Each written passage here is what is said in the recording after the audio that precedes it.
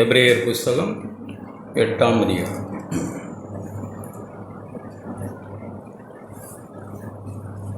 நம்முடைய சபை கூடுதல் அல்லது நம்முடைய எல்லாருடைய அழைப்பும் 11ஆம் வசனம், சிறியவன் முதற்கொண்டு பெரியவன் வரைக்கும் எல்லாரும் பிதாவை அறியணும், எல்லாரும் தேவனை அறியணும், அப்பாவாய் அறியணும். அதுதான் நம்முடைய அழைப்பு. அப்படி அறிந்தால் மட்டும்தான் நம்மால் அந்த கிறிஸ்தவ வாழ்க்கையில் பலமாய், தைரியமாய், விசுவாசமாய் நம்மால் முன்னேறி செல்ல முடியும். ஏன் சிறியவன் முதற்கொண்டு பெரியவன் வரைக்கும் தேவனை நாம் அறிய முடியும். அறிவார்கள் என்று எழுதியிருக்கு. அறிவார்கள் 11 அறிவார்கள். இதற்கு எப்படி அவர்கள் அறிவார்கள்? தேவனை பிதாவாய் அப்பாவாய் எப்படி ஒரு மனுஷன் தனிப்பட்ட விதமாய் அறிவார்? கடவுளாய், தண்டிக்கிறவராய், சிக்ஷிக்கிறவராய், பல விதங்களில் ஜனங்கள் அறிந்திருக்கலாம். ஆனால் ஒரு நல்ல தகப்பனாய் தேவனை எப்படி ஒரு மனுஷன் அறிந்து கொள்ள முடியும்? அடுத்த வசனத்தில் 12 நான் அவர்கள் அநியாயங்களை கிருபையாய் மன்னித்திருக்கிறேன். கிருபையினால் நமக்கு பாவம் மன்னிக்கப்பட்ட நிச்சயமும், நான் கிருபை பெற்றவன் தேவனிடத்திலேங்கிற ஒரு உணர்வும் நமக்கு ஆழமாய் நம்முடைய இருதயத்தில் இருந்தால் நாம் தேவனை அறிந்தவர்கள். இந்த வாழ்வுக்கு நான் எந்த முயற்சியும் செய்யலை, இது என்னால் உண்டானதில்லை. அடிப்படையில் இதை நாம் ஆழமாய் வழங்கியிருக்கணும். ஒரு வார்த்தையை உங்களுக்கு வாசித்து காண்பிக்கிறேன். ரோமருக்கு எழுதின நிருபம். திரும்ப திரும்ப நாம் நம்முடைய மனசில் நாம் அவைகளை வைத்துக்கொள்வது நல்லது தான். 3ஆம் அதிகாரம்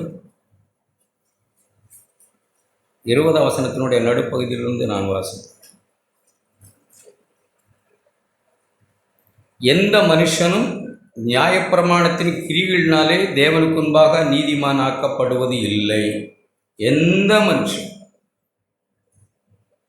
ஒரு மனுஷனும் தேவனுக்கு முன்பாக நீதிமானாய் சட்ட திட்டங்களை கடைபிடித்து அதை செய்தேன் இதை செய்தேன் அப்படின்னு சொல்லி ஒரு மனுஷனும் நீதிமான் ஆக்கப்படவே முடியாது. தேவனை அப்பாவாய் அறியாததுக்கான பிரச்சனை சுயநீதி நம்மகிட்ட இருக்கிறதுனால தான். நாம் சுயநீதிக்காரர்களாக இருக்கிறதுனால தெய்வத்தை அறியாமல் இருக்கிறோம்.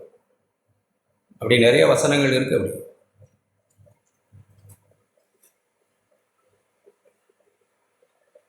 தேவநீதி, நியாயப்பிரமாணம் இல்லாமல் தேவநீதி வெளிப்பட்டிருக்கிறது. 21ஆம் வசனம். ஒரு சட்டமும் ஒரு பயமுறுத்தலும் இல்லாமல் தேவநீதி வெளியாக்கப்பட்டிருக்கிறது. அது 22ஆம் வசனம். இயேசு கிறிஸ்துவை பற்றும் விசுவாசத்தினாலே பலிக்கும் தேவநீதியே. அந்த நீதி எப்படி வெளிப்பட்டிருக்கு அப்படின்னா, இயேசு கிறிஸ்துவை பற்றும் விசுவாசத்தினாலே அந்த நீதி வெளிப்படுத்தப்பட்டிருக்கிறது. நியாயப்பிரமாணத்தின் கிரிகளினால் அல்ல. யாரும் நீதிமான ஆக்கப்பட முடியாது. அப்போ தேவநீதி எப்படி தான் வெளிப்பட்டது அப்படின்னா, இயேசு கிறிஸ்துவை பற்றி விசுவாசத்தினாலே பலிக்கிறது அந்த தேவநீதி. ஒவ்வொருவரும் நாம் தேவநீதியினால் நாம் இருக்கணும். தேவநீதி அடைந்தவர்களாக கிறிஸ்துவ நீதியை நாம் அடையணும். நம்முடைய நீதி, நாம் நிறைய நீதிகள் செய்யலாம். நான் சொன்ன மாதிரி நாம் நியாயப்பிரமாணம், சட்டங்கள், திட்டங்கள், பல காரியங்களை சொன்னால் எல்லாரும் நம்ம கீழ்ப்படிவோம். ஆனால் நீதி செய்வோம். நாம் எல்லாரும் நீதி செய்வோம். சபையில் நாம் நீதி செய்வோம். ஏன்னா நமக்கு சபையில் ஒரு பேர் உண்டாகணும், சபையில் இருக்கணும்ல, அதற்காக ஒரு நீதியை செய்யலாம். ஆனால் நான் நீதிமானாய் மாற முடியாது. அது விசுவாசத்தினால்தான் நான் ஆக முடியும். நீதி செய்கிறோட நாம் நீதிமான்னு சொல்கிறதில்ல, சரியாக நாம் வழங்கி கொள்ளணும். சில நேரங்களில் நமக்கு இருக்கிற பிரச்சனையே அது ஒன்று தான். தேவனை அறிய முடியாமல், நம்முடைய கண்கள் பிதாவை அறிய முடியாமல், சொந்த நீதிகளிலே மேன்மை பாராட்டியே நாம் தப்பாய் நம்மை. இன்னும் ஒரு வார்த்தை உங்களுக்கு வாசிக்கிறேன். ரோமருக்கு எழுதின நிருபம். திரும்ப திரும்ப அவைகள் சொல்லப்படணும்னு தான் நான் உணர்த்தி வைக்கப்படுகிறேன். ஒரு நீதியில் நம்ம கேட்ட மாதிரி ஒன்றும் இல்லை. எரேமியா புஸ்தகத்தினுடைய தாற்பயமே, என் ஜனங்களை நேசிக்கிறேன்னு போய் சொல், அவ்வளோதான். அதுதான் அதனுடைய தாற்பயம்னு சொல்லுவாங்க வேத பண்டிதர்கள். என் ஜனங்களை நான் நேசிக்கிறேன் என்று போய் சொல். அதுதான் எரேமியா புத்தகத்தினுடைய முழு விவரம். அப்படி அவர் நேசிக்கிறேன் என்று சொன்னதில் தான் நாம் துதியில் கேட்டோம். ஒரு சோரஸ்திரி ஒரு பிள்ளை, ரெண்டையும் சேர்த்துக்க. அவ்வளவு பெருசு. உபசார ஸ்திரியை சேர்த்துக்கொள். இப்படி தேவனுடைய மனம் இப்படி இருக்கு, தகப்பனுடைய மனம் இவ்வளவா இருக்கு. நம்ம துரோகிகளாய் பாவிகளாய் வழிதப்பி தேவனை ஒருவனும் ஒருபோதும் தேடுனதில்லை. எல்லாரும் வழிதப்பி ஏகமாய் கெட்டு போனோம். நன்மை செய்கிறவனில்லை, ஒருவனாகிலும் இல்லை. அப்படி இருந்தபோது தேவன் தம்முடைய குமாரனை நமக்காக அனுப்பினார். இது நம்முடைய நீதி நிமித்தம் அல்ல, நம்முடைய ஏதோ தேடணும்னு நினச்சிட்டு இருக்கிறோம். வேதத்தையே ஒரு சிலர் தலைகளாகவே வழங்கியே வச்சிருக்கிறோம். நான் தேவனை தேடினேன், நான் தேவனிடத்தில் முந்தி அன்பு கூர்ந்தேன். நேற்றுக்கு ஒருத்தரை பேசிக்கிட்டு இருந்தேன். நல்ல நம்முடைய வேற ஒரு சபையில் இருக்கிற ஒரு நல்ல சகோதரர் எனக்கு தெரிஞ்சவர். அவர் சொல்லும்போது தான் கத்தோலிக்கர். அவர் கத்தோலிக்க கிறிஸ்தவனாக இருந்ததுனால சின்ன பிள்ளையிலே இருந்து நாங்கள் என்னமெல்லாமோ சொல்கிறார், பூசை இல்லைன்னா ஏதோ ஒரு பூசை சொன்னார், மறந்துடுச்சு. அது கூட நாங்கள் நடத்துவோம் அந்த ட்ரெஸ்ஸை போட்டுக்கிட்டுன்னு சொன்னார். இந்த கோயிலுக்குள்ள மாதிரி ட்ரெஸ்ஸை போட்டுக்கிட்டு நாங்கள் நடத்துவோம். நானும் இன்னும் ஒரு ஃப்ரெண்டு, அவங்க சொந்தக்கார யாரையா சொன்னாங்க, ரெண்டு பேரும் அவ்வளவு ஜெலஸாக வைராக்கியமாக பக்தியாக இருப்போம்னு சொல்லிட்டு, அதோடு இல்லை, பக்தி உள்ளவனே தேவன் கர்த்தருக்கென்று தெரிந்து கொள்ளுகிறார் பிரதர்னு சொன்னார் தன்னை. இதுதான் எங்கே சுற்றி வந்தாலும் நம்மிலேயே முடியுது. எங்கே சுற்றி வந்தாலும் நம்முடைய நீதியிலே நம்ம முடிச்சுக்கிறோம். தெய்வத்துக்கு பக்கத்திலே போக முடியல நம்மளால். பக்தி உள்ளவனை கர்த்தர் தனக்கு. நம்மளும் இங்கேயும் நான் அப்படி இருந்தேன் இப்படி இருந்தேன், சில என்னமெல்லாமல் சொல்கிறோம் காரியம். அப்படியெல்லாம் நான் பக்தியாக இருப்பேன், அதனால கர்த்தர் என்னை தெரிந்து கொண்டார்னு சொல்கிறோம். அதனால தெரிந்து கொண்ட, எதனால் தெரிந்து கொண்ட? அது அவருடைய தீர்மானம், அவருடைய கிருபை. எவன் மேலே இரக்கமாக இருக்க சித்தமாக இருந்தாரோ அவன் மேலே இரக்கமாக இருக்கிறார். நம்முடைய தெரிந்து கொள்ளுதலுக்கு நாம் என்ன முன்னாடி வைக்கிறோம்? இதுவே தேவனோடு மனுஷன் மல்லுக்கட்டும் பெரிய பிரச்சனை. நாம் விளங்கிக்க மாட்டேன்றோம், தகப்பனை விளங்கிக்க மாட்டேன்றோம். ஒரு பிள்ளை தகப்பனுக்கும் தாய்க்கும் பிள்ளையாய் பிறந்ததுக்கு அந்த பிள்ளையினுடைய ரோல் என்ன? ஒன்றும் இல்லைன்னு நம்ம விளங்கிக்க மாட்டேன்றோம். அதை நம்முடைய இருதயத்தில் பதிய வைக்க முடியாமல் நம்முடைய சுயநீதி நம்மளை தேவனை விட்டே புறம்பே, தகப்பனை அறியக்கூடாதபடிக்கு புறம்பே தள்ளுது. சில நேரங்களில் நீங்கள் யோசித்தீங்கன்னா நம்ம எப்படி நமக்கு வரும்னா, எப்படியாவது நம்முடைய நீதியை நம்ம வெளியே காட்டணும்னு தவிப்பு நமக்கு இருக்க தான் செய்யும். எவ்வளவு பாடுபட்டு சம்பாதிச்ச நம்ம நீதி, இதை எப்படியாவது காட்டணும், நாம் ஏதாவது ஒரு வகையில் நம்ம காட்டணும்னு முயற்சி பண்ணி, எப்படியாவது எனக்குள்ளே இருக்கிற நீதி வெளியே வரணும்னு காட்டி நாம் தேவனிடத்தில் போய் சேர்க்கிறோம். அவர் அதை அசட்டை பண்ணிட்டு அவர் பட்ட பாவிகளின் பின்னாடி போயிருக்காரு. புரிஞ்சுருக்கீங்களா நீங்கள்? அப்படி பரிசேயர்கள் தங்களுடைய நீதிகளை எவ்வளவோ விஷயமாய் காட்டணும்னு அவர்கள் முயற்சி பண்ணி, எப்படியாவது ஒரு வகையில் தங்களுடைய நீதிகளை நான் காட்டிடணும்னு நினச்சி அவர்கள் பிரயாசப்பட்டு அவர்கள் முயற்சி பண்ணிக்கிட்டு இருந்த போது கர்த்தர் ஆயக்காரரோடும் பாவிகளோடும் போயிட்டார். அவங்களுக்கு ஒரு பெரிய பேர் இடியாக போயிடுச்சு. ஆகா, நான் எவ்வளவு பெரிய நீதியெல்லாம் நான் சம்பாரித்து, என்னுடைய நீதி எவ்வளவு பெருசுன்னு தேவனுக்கு தெரியணும், இயேசுவுக்கு தெரியணும் நான் எவ்வளோ பெரிய நீதிமான் அப்படின்னு. அது மட்டும் இல்லை, மனுஷருக்கும் தெரியணும் அப்படின்னு முயற்சி பண்ணி அவரிடத்துல போனால் அதை கண்டுக்கவே இல்லை. எதையுமே கண்டுக்காம அவர் ஆயக்காரரோடும் பாவிகளோடு அப்படி போயிட்டார். தான் நம்முடைய ஆண்டவர். நமக்கு குழப்பமா இருக்கு, என்ன இதெல்லாம் இப்படி நடக்குதுன்னு. அதுதான் சுயநீதி. நீதிமான்களை அல்ல, பாவிகளே ரட்சிக்க ஆண்டவர் பிணியாளியை, சுகமுள்ளவர்கள் அல்ல பிணியாளிகளே. இதெல்லாம் தேவனை தப்பாவாய் அறிந்த ஒரு பிள்ளைகளுக்கு ஆழமான இருதயத்தில் நம்பிக்கை விசுவாசம் இருக்கும். என் தகப்பன் என்ன தேடுறாங்க, என்னட்ட என்னத்தை தேடி வந்தாங்க? ஒன்றும் இல்லை, ஒரு நன்மையின் இடத்துல காணலை. இப்படிப்பட்ட மனுஷர்களுக்கு தான் தேவனை துதிக்கிறதுக்கும் ஸ்தோத்திரம் செய்கிறதுக்கும் மிகுந்த மகிழ்ச்சியாக இருக்க முடியுங்க. அப்போ சிறியவன் முதற்கொண்டு பெரியவன் வரைக்கும் எல்லாரும் அவரை அறியணும்னா நம்ம அக்கிரமங்களை அவர் மன்னித்திருக்கிறார், நாம் அறியணும். கிருபையாய் மன்னித்திருக்கிறார், அக்கிரமங்களையும் பாவங்களையும் நினைக்கலன்னு அவங்க விசுவாசிக்கிறவர்கள் தான் தேவனை அறிந்தவர்கள். சிறியவன் முதற்கொண்டு இங்கே நேற்று ரட்சிக்கப்பட்டிருந்தாலும் சரி, எத்தனையோ வருஷங்களாய் சபையில் இருந்தாலும் சரி, ஒரு வித்தியாசம் இல்லை. எல்லாரும் அப்பா என்று கூப்பிடுகிற ஒரு ஆவியை பெற்றவளாக இருக்கணும். அது யாரால் முடியும் அப்படின்னு, யாருக்கு கிடைக்கும் அப்படின்னா, யாரால் முடியும்னு இல்லை, யாருக்கு அதை தேவன் அந்த ஆவியை தருகிறார் என்று சொன்னால், என் அக்கிரமங்களையும் என் பாவங்களையும் நினையாமல் இருப்பேன் என்று என் ஆண்டவர் சொல்லியிருக்கிறார். அதற்காக அவர் கொடுத்த விலக்கரையும் கொஞ்சம் நஞ்சம் இல்லை. ரோமர் 8ஆம் அதிகாரம்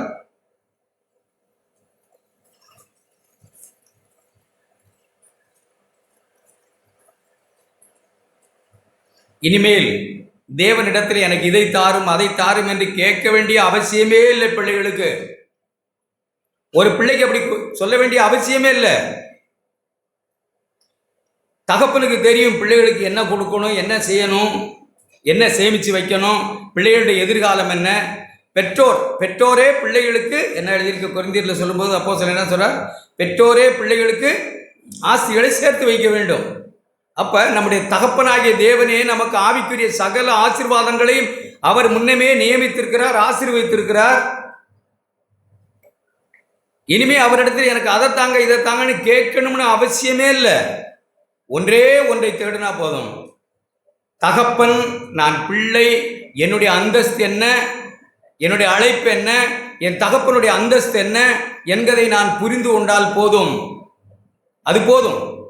முதலாவது தேவனுடைய ராஜ்யத்தையும் நீதியும் தேடுங்கள். நான் யார், எங்கே இருந்து வந்தவன், தேவன் என்னை எங்கே இருக்கும்போது தெரிந்து கொண்டார். எதற்காக தெரிந்து கொண்டார்?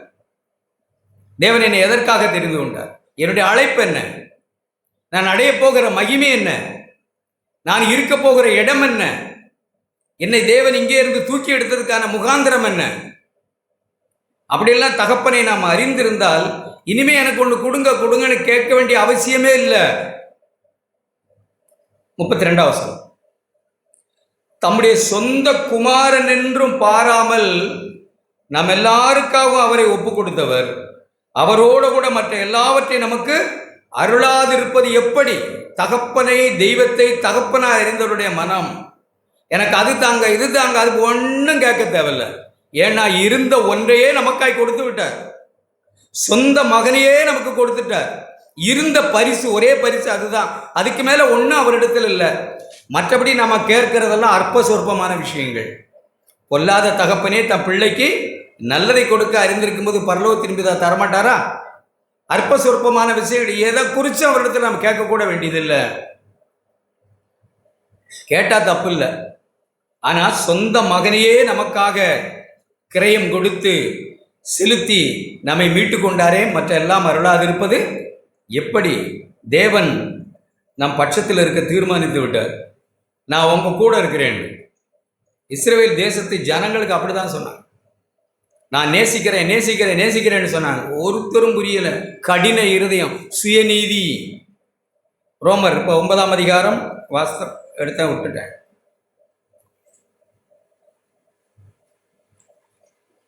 அந்த ஜனங்கள்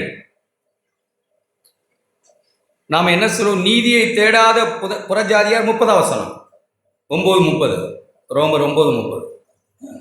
நீதியை தேடாத புறஜாதியார் நீதியை அடைந்தார்கள், அது விசுவாசத்தினால் ஆகும் தேவனுடைய நீதி. அது விசுவாசத்தினாலே தேவனுடைய நீதி அடைந்தார்கள். வேற என்ன அடையதுக்கு தான் வந்திருக்கிறோம்? நாம் தேவனுடைய சுபாவத்தை, நீதியை, அவருடைய சாயலை அடையத்தான் நாம் வந்திருக்கிறோம். அதுக்காகத்தான் தேவன் நம்மை அழைத்திருக்கிறார். நியாயப்பிரமாணத்தை தேடின இஸ்ரவேலரோ நியாயப்பிரமாணத்தை, நீதி பிரமாணத்தை அடையவில்லை. என்னத்தினால்? நமக்கும் தேவனுக்கு இருக்கிற ஒரு பெரிய பிரச்சனை. நீங்கள் நம்ம எல்லாம் உற்றுக்க, நமக்கு தெரியாமலே நம்மிடத்துல சுய நீதிகளும் பெருமைகளும் மறைஞ்ச கிடக்க தான் செய்யும். அப்போ இருந்த யூதர்கள் இந்த உலகத்திலே பெரிய நல்ல உயர்ந்த தரமுடைய மக்கள் என்று சொன்னால் இஸ்ரவேல் ஜனம். இந்த உலகத்திலே ரொம்ப நாகரிகமும் தெய்வ பக்தியும் தேவனை நான் அறிந்தவன் என்றும் சொன்ன இருமாப்பும் கொண்டும் இருந்த ஜனம் யூத ஜனம். என்னத்தினால் என்றால் அவர்கள் விசுவாசத்தினாலே அதை தேடாமல், விசுவாசம்னு சொன்னா எப்படி எழுதியிருக்கு தெரியுமா? எபிரேயர் 11:1, விசுவாசமானது நம்பப்படுவதில் உறுதி, காணப்படாதவைகள் நிச்சயம், இல்லாதது கிடைக்குங்கிற நிச்சயம் இல்லை. அப்புறம் நம்ம எடுத்துக்கூட தப்பாக விளையக்கூடாது. நம்முடைய மோகங்கள், நம்முடைய இச்சைகள் நமக்கு நிறைவேறும் என்று இருக்கிறது இல்லை, அப்படி இல்லை, அர்த்தம் இல்லை. அப்படி எழுதியிருக்கு.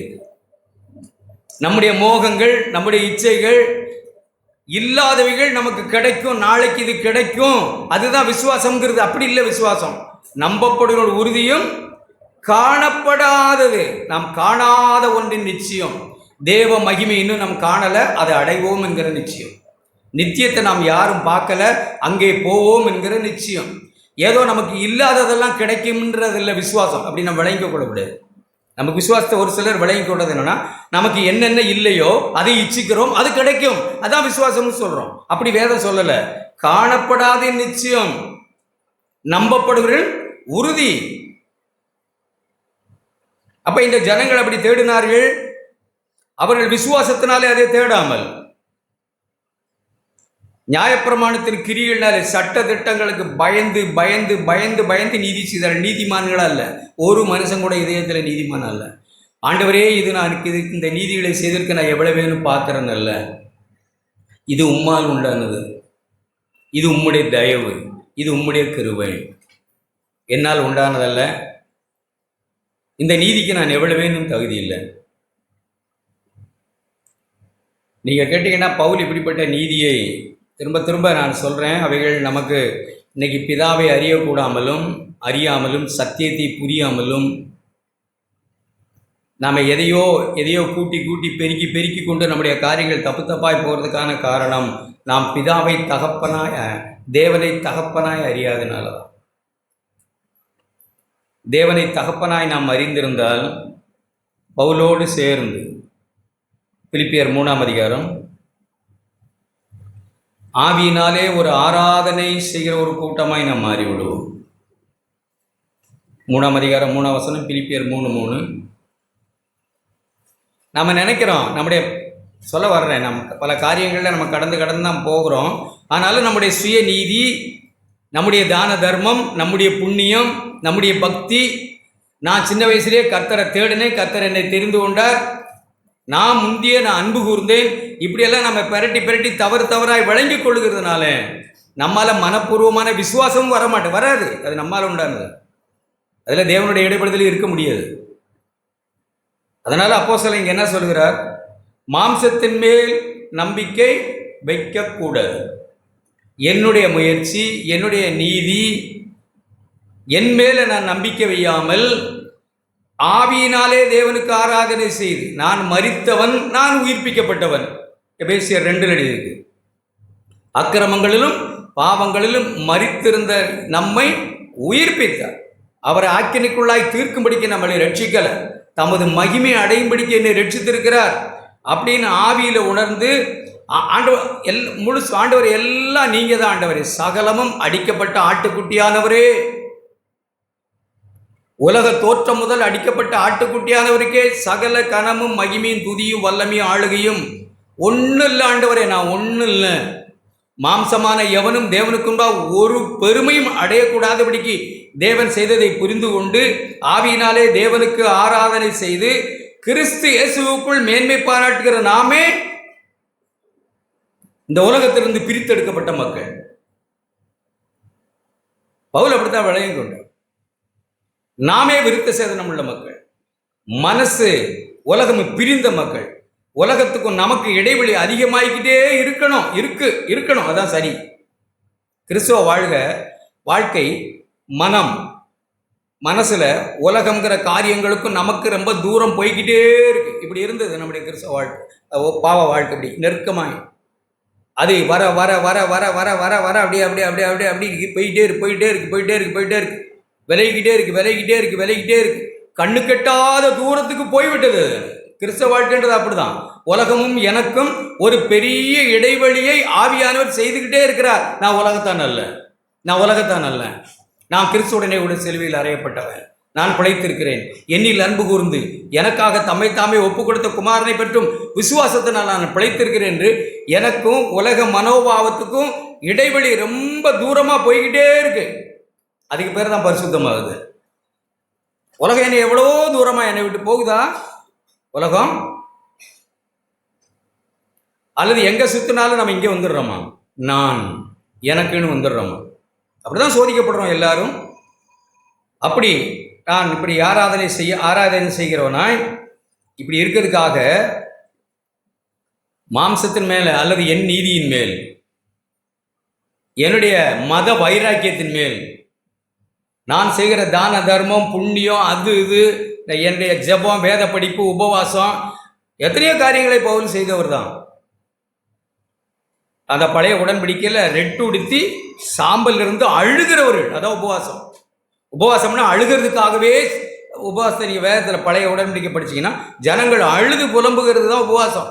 அப்படிப்பட்ட நீதிகள் எல்லாம் கடைபிடித்து வந்த ஒரு மனுஷன், நான் மாம்சத்தின் மேல் நம்பிக்கை வைக்க வேண்டாலும் நானும் வைக்கலாம்.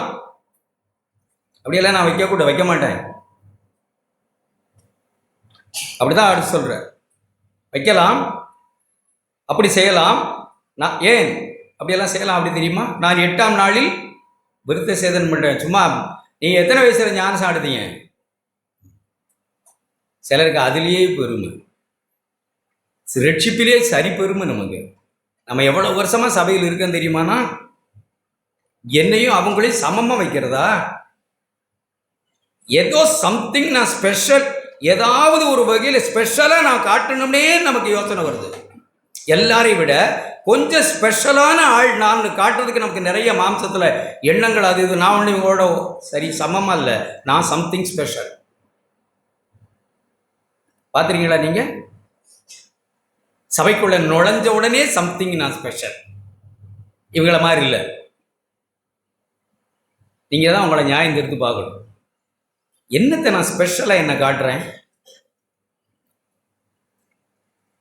ஏன் இப்படியெல்லாம் மேன்மை பாராட்டலாம்னா, நான் விசேஷமான நாள் 8ஆம் நாளில் விருத்த சேதனம் அடைந்தவன்.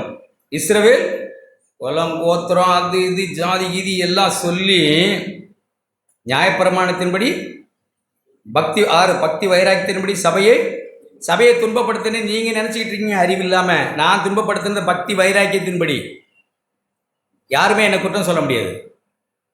எந்த பெரிய பெரிய அன்னைக்கு இருந்த அரசாங்கத்தை என்ன சொல்லுங்க, என்னை குற்றப்படுத்த மாட்டாங்க. எந்த அதிபதியும் யாரும் என்னை குற்றப்படுத்தாங்க, நான் செய்தது சரின்னு தான் சொல்லுவாங்க. ஏன்னா அவங்ககிட்ட தான் நான் ஆர்டரே வாங்கிட்டு வந்திருக்கேன். நியாயப்பிரமாணத்தின்படி பக்தி வைராக்கியத்தின்படி சபையை துன்பப்படுத்தினவன் நியாயப்பிரமாணத்திற்குரிய நீதியின்படி எல்லா சட்டங்களையும் பயந்து செய்த ஒரு குற்றஞ்சாட்டப்படாதவன் நான்.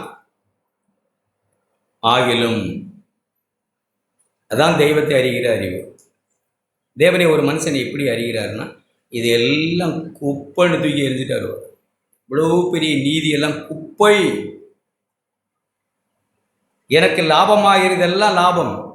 நான் மேன்மை பாராட்டலாம், மாம்சத்தின் மேல் நம்பிக்கை வைக்கலாம்னா, சில நேரங்களில் நம்முடைய அனுதின வாழ்க்கையில் தேவனால் உதவி செய்ய முடியாமலும், தேவன் நம்மை பரிசுத்தமாக்க முடியாமலும், பரிசுத்த ஆவியானவர் நம்மளை பரிசுத்தப்படுத்த முடியாமலும் அப்படியே அதுக்குள்ளேயே உழண்டுக்கிட்டே கிடக்கிறோம் பாருங்க. அதுக்கு காரணமே சுயநீதி தான். சுயநீதியினாலே நாம் தேவனே அறியாத இருக்கையில் எழுதியிருக்கு. அந்த ஜனங்கள் சுயநீதியினாலே அவர்கள் தேவனே அறியல. தேவனே அறியாத ஒருவரை தேவன் எப்படி பரிசுத்தம் பண்ணுவார்? அப்ப அவைகளை கிறிஸ்துவுக்காக நஷ்டம்னு குப்பையும் என்று விட்டு நம்ம இதெல்லாம் எத்தனையதோட கேட்டேன். சுயநீதி உடையவனவர் கிறிஸ்துவின் நீதியை உடையவனாக இருக்கிறதுக்காக நான் வாசிக்கிறோம். அந்த நீதியை நம்ம அப்படி அடையணும்னு தான் தேவன் விரும்புகிறான். அவருடைய பரிசுத்தத்துக்கு நாம் பங்காளி ஆகணும். நல்ல தகப்பன், நம்முடைய தகப்பன் அப்பா இஸ்ரவேல் ஜனத்தை 40 ஆண்டு காலம் நடத்தினாங்க வனாந்தரத்தில். அது அவங்களுடைய பிழை. 40 ஆண்டு காலம் நடக்கிறது அது தேவத்திட்டம் அப்படி இல்லை. அவர்கள் குயிக்காக கானானுக்கு போகணும், அதுதான் தேவத்திட்டம். ஆனால் அந்த ஜனங்கள் 40 ஆண்டு காலம் வனாந்தரத்தில் சுற்றி அலைய வேண்டியிருந்தது. அதுக்கான காரணத்தை உபாகம புஸ்தகத்தில் மோசே எப்படி சொல்கிறார் பாரு. 8ஆம் அதிகாரம். நாமும் சில நேரங்களில் அடைய வேண்டிய இலக்கை அடைய முடியல, இன்னும் பாவத்தை ஒரு சிலரை விடவே முடியல. கவலை, பயம், ஒரு சிலரை எவ்வளவு சொன்னாலும் தெய்வத்தை அறியாதனால கவலை, எப்போ பேசினாலும் பிறரை பற்றி அது இது ஒரு முகத்திலேயே ஒரு ரட்சிப்பின் சந்தோஷமே இருக்காது. சிலர் நீங்க பார்த்துருக்கீங்களா? எப்போ பார்த்தாலும் ஒரு ரட்சிப்பின் சந்தோஷம் அகத்திலேயே இல்லை, அப்புறம் எப்படி முகத்துக்கு வரும்? எனக்கு ஒரு அப்பா இருக்கிறாங்க, நான் கடந்து போகிற பாதை கடினமான பாதை தான், ஆனால் எனக்கு ஒரு அப்பா இருக்கிறாங்கன்ற ஒரு சந்தோஷம் நம்பிக்கை கிடையாது. இந்த ஜனங்களுக்கு அது கிடையாது. எவ்வளவோ காரியங்களை செய்தாங்க தேவன். இந்த ஜனங்களை போல அற்புதங்களையும் அடையாளங்களையும் பார்த்த ஒரு ஜாதி, ஒரு கூட்டம் இந்த உலகத்திலே கிடையாது. ஆனாலும் அந்த ஜனங்கள் 2ஆம் வசனம், உன் தேவனாகிய கர்த்தர் 8:2, உபாகமம் 8:2, உன் தேவனாகிய கர்த்தர் உன்னை தாழ்த்தும்படி.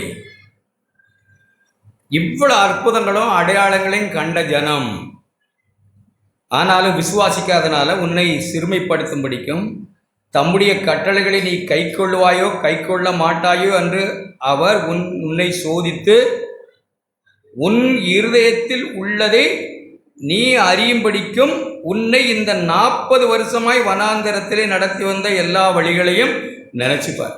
உன்னை நடத்துறதுக்கு ஒரே காரணம், உன் இருதயத்தில் உள்ளதை நீ அறியணும், அவ்வளவுதான். எனக்கு தெரியுது, அதை நீயே அறிந்து விடணும். சுயநீதிக்காரர்களுக்கு இது புரியுது.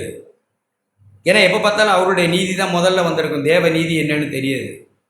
மனமேட்டிமையான எண்ணம்னு பவுல் சொன்னார். அதை தேவனை அறிகிற அறிவுக்கு விரோதமான மனமேட்டிமையான எண்ணம், எல்லா மேட்டிமையான எண்ணம், மேன்மை பாராட்டல். மாம்சமான எவனும் மேன்மை பாராட்டாதபடிக்கு இல்லாததையும் இழிவானதையும் பைத்தியத்தையும் இப்படி தேவன் தெரிந்து கொண்டு மாம்சமான எவனும் மேன்மை பாராட்டக்கூடாதுன்னா, சபைக்கு இங்கே வந்த பிறகு நாம் குருடர்கள் அந்த அர்த்தத்தில் சொல்லலாது, ஆவிக்குரிய பிரகாரமாக சொல்லுவது. இங்கே வந்து நாம் என்ன சொல்கிறோம்? நாம் ரட்சிக்கப்பட்டதுக்கான காரணங்கள் ஒன்று உண்டு. உம்முடைய கிருபையினாலலாம் இது நடக்கலை, நான் ரட்சிக்கப்பட்டதுக்கு ஒரு காரணம் உண்டு, எனக்கு சில நீதிகள் உண்டு அப்படின்னு இன்னும் தலையை நாம் உயர்த்தி கொண்டு நம்முடைய எண்ணங்களில் மேட்டிமையாக எண்ணெய் கொண்டு எந்த கிறிஸ்துவ தேவனை அறிகிற அறிவுக்கு விரோதமாக எழும்புகிற எல்லா எண்ணங்களையும் சிறைப்படுத்தாமல் நாம் நம்முடைய சுய நீதியிலேயே கடந்து போகிறதுனால தேவனும் தம்மை நமக்கு வெளிப்படுத்துகிறது. பாலகர் யார் கல்விமான்னா சுயநீதிக்காரர்கள் தான் கல்விமான். நியாயசாஸ்திரிகள், பரிசேயர்கள், பெரும் படிப்பாளிகள், அதாவது சுயநீதி. எங்களுக்கு ஒரு நீதி இருக்குது, எங்கள் பாரம்பரியத்துக்கு ஒரு நீதி இருக்குது, உங்களோடலாம் இல்லை. நான் சின்ன பிள்ளைலேருந்து எப்படி வளர்ந்தேன்னு தெரியுமா? நம்முடைய பிள்ளைகளுக்கெல்லாம் அதெல்லாம் வர்றதுக்கு ரொம்ப வாய்ப்பு இருக்குது. எத்தனையோ சம்பவங்கள் சொல்கிறோம். இப்போ நம்ம பிள்ளைகளை நான் பார்க்குறேன்னு சொல்கிறோம், ரட்சிக்கப்பட்டோம்னு சொல்கிறோம். ஆனால் அவர்கள் பேசுகிற பேச்சும் பிறரை நடத்துகிற விதங்களும் பிறரிடத்தை நடந்து கொள்ள விதங்களும் பார்த்தா எங்கள் அப்பா அம்மா இந்த சபையில் இருந்தாங்க, நான் இங்கே பிறந்திருக்கிறேன் அப்படின்ற அகம்பாவத்தில் 35 வயசு 30 வயசுக்காரரை கூட நீங்கள் ரட்சிக்கப்பட்டீங்களான்னு 15 வயசு பையன் கேட்குறான். அவங்க அப்பா அம்மா சபையில் இருந்து அவன் அங்கே பிறந்திருக்கானான். ஸோ அவன் ரட்சிக்கப்பட்டுட்டா, நீங்கள் ரட்சிக்கப்பட்டீங்களான்னு அவரோட மல்லுக்கு நிற்கிறான். உங்கள் கிறிஸ்தவ வாழ்க்கை எப்படி போகுது? உன் வாழ்க்கை எப்படி போகுது? இதெல்லாம் என்னன்னு நினைக்கிறீங்க? சுயநீதி. இப்படியே நாம் பழக்கப்பட்டோம். தேவனை அறியாதுன்னா தேவன் இதெல்லாம் நம்முடைய இருதயத்தில் உள்ளதை நமக்கு காண்பிக்க விரும்புகிறாங்க. நானே அறியணும். நல்ல தகப்பன், நம்முடைய தகப்பனை நம்ம அப்படி அறியணும். என் இருதயத்தில் உள்ளதை என்னை காண்பித்து, என்னை கழுவி, என்னை சுத்திகரித்து நாம் தேவனுடைய மகிமை அடைகிறதுக்காக நாம் அழைக்கப்பட்ட ஆட்கள். 1 கொரிந்தியர் 2ஆம் அதிகாரம் ஒரு வசனத்தை வாசித்து பாருங்கள். நம்முடைய தகப்பன் நமக்கு எப்படியெல்லாம் எத்தனமாக்கி இருக்கிறார், எப்படியெல்லாம் அதை ஆயத்தம் பண்ணி இருக்கிறார். 1 கொரிந்தியர் 2ஆம் அதிகாரம் 7ஆம் வசனம். உலக தோற்றத்திற்கு முன்னே தேவன் நம்முடைய மகிமைக்காக ஏற்படுத்தினதும் மறைக்கப்பட்டதுமாய் இருக்கிற ரகசியமான தேவ ஞானத்தை குறித்து தான் பரிசுத்த ஆவியானவர் பவுல் மூலமாய் சபைக்கு பேசினார். அதை சுயநீதிக்காரர்கள் இப்பிரபஞ்சத்தின் பிறப்புகள் ஒருவனும் அறியவில்லை. எழுதியிருக்கிறபடி 9ஆம் வசனம், தேவன் தம்மில் அன்பு கூறுள்ளது. ரோமர் 8:28 இருக்கு. தேவன் எவர்களை அழைத்தாரோ அப்படியெல்லாம் எழுதி தேவனிடத்தில் அன்பு கூறுகிறவர்களுக்கு எழுதியிருக்கு. இங்கே அப்படி எழுதியிருக்கு. இங்கே அதே மாதிரி எழுதியிருக்கிறபடி தேவன் தம்மில் அன்பு கூறுகிறவர்களுக்கு ஆயத்தம் பண்ணினவர்களை கண் காணவும் இல்லை, காது கேட்கவும் இல்லை, அவைகள் மனுஷனுடைய இருதயத்தில் தோன்றவும் இல்லை. நமக்கோ, ரட்சிக்கப்பட்டவர்களுக்கோ, அவருடைய பிள்ளைகளுக்கோ தமது ஆவியினாலே வெளிப்படுத்தினார்.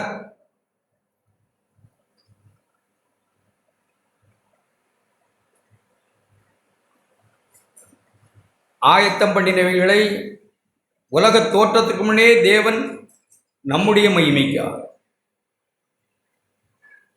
நாம இழந்து போனமே தேவ சாயல், இழந்து போனதை தேட ஒரு ரட்சிக்கும் மனுஷகுமாரன் வந்தாரே.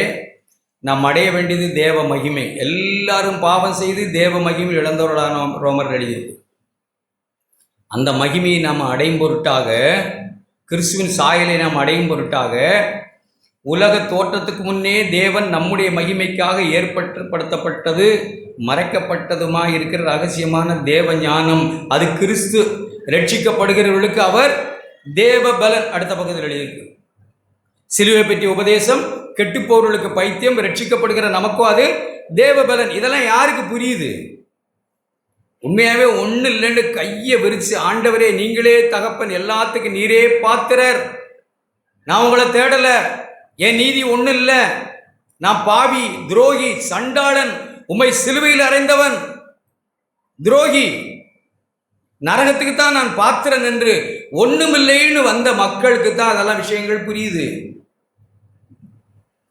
ஏன்னா தேவன் அப்படிப்பட்டவர்களுக்கு தேவனே தமது ஆவியினால் வெளிப்படுத்துகிறார். என்ன மகிமை? குமாரனுடைய சாயல், தேவ மகிமை நம்ம அடைகிறதுக்காகத்தான் தேவனமே முன்குறித்திருக்கிறார். நம்ம ஆக்கினைக்குள்ளாய் தீர்க்கிறதுக்கு அல்ல. நம்ம எத்தனை முறை வாசிக்கிறோம் தெசலோனிக்கேயர் புஸ்தகம்? எடுத்தவங்க வாசிங்க, உங்களுக்கு ஞாபகம் இருக்கா? தேவன் நம்மை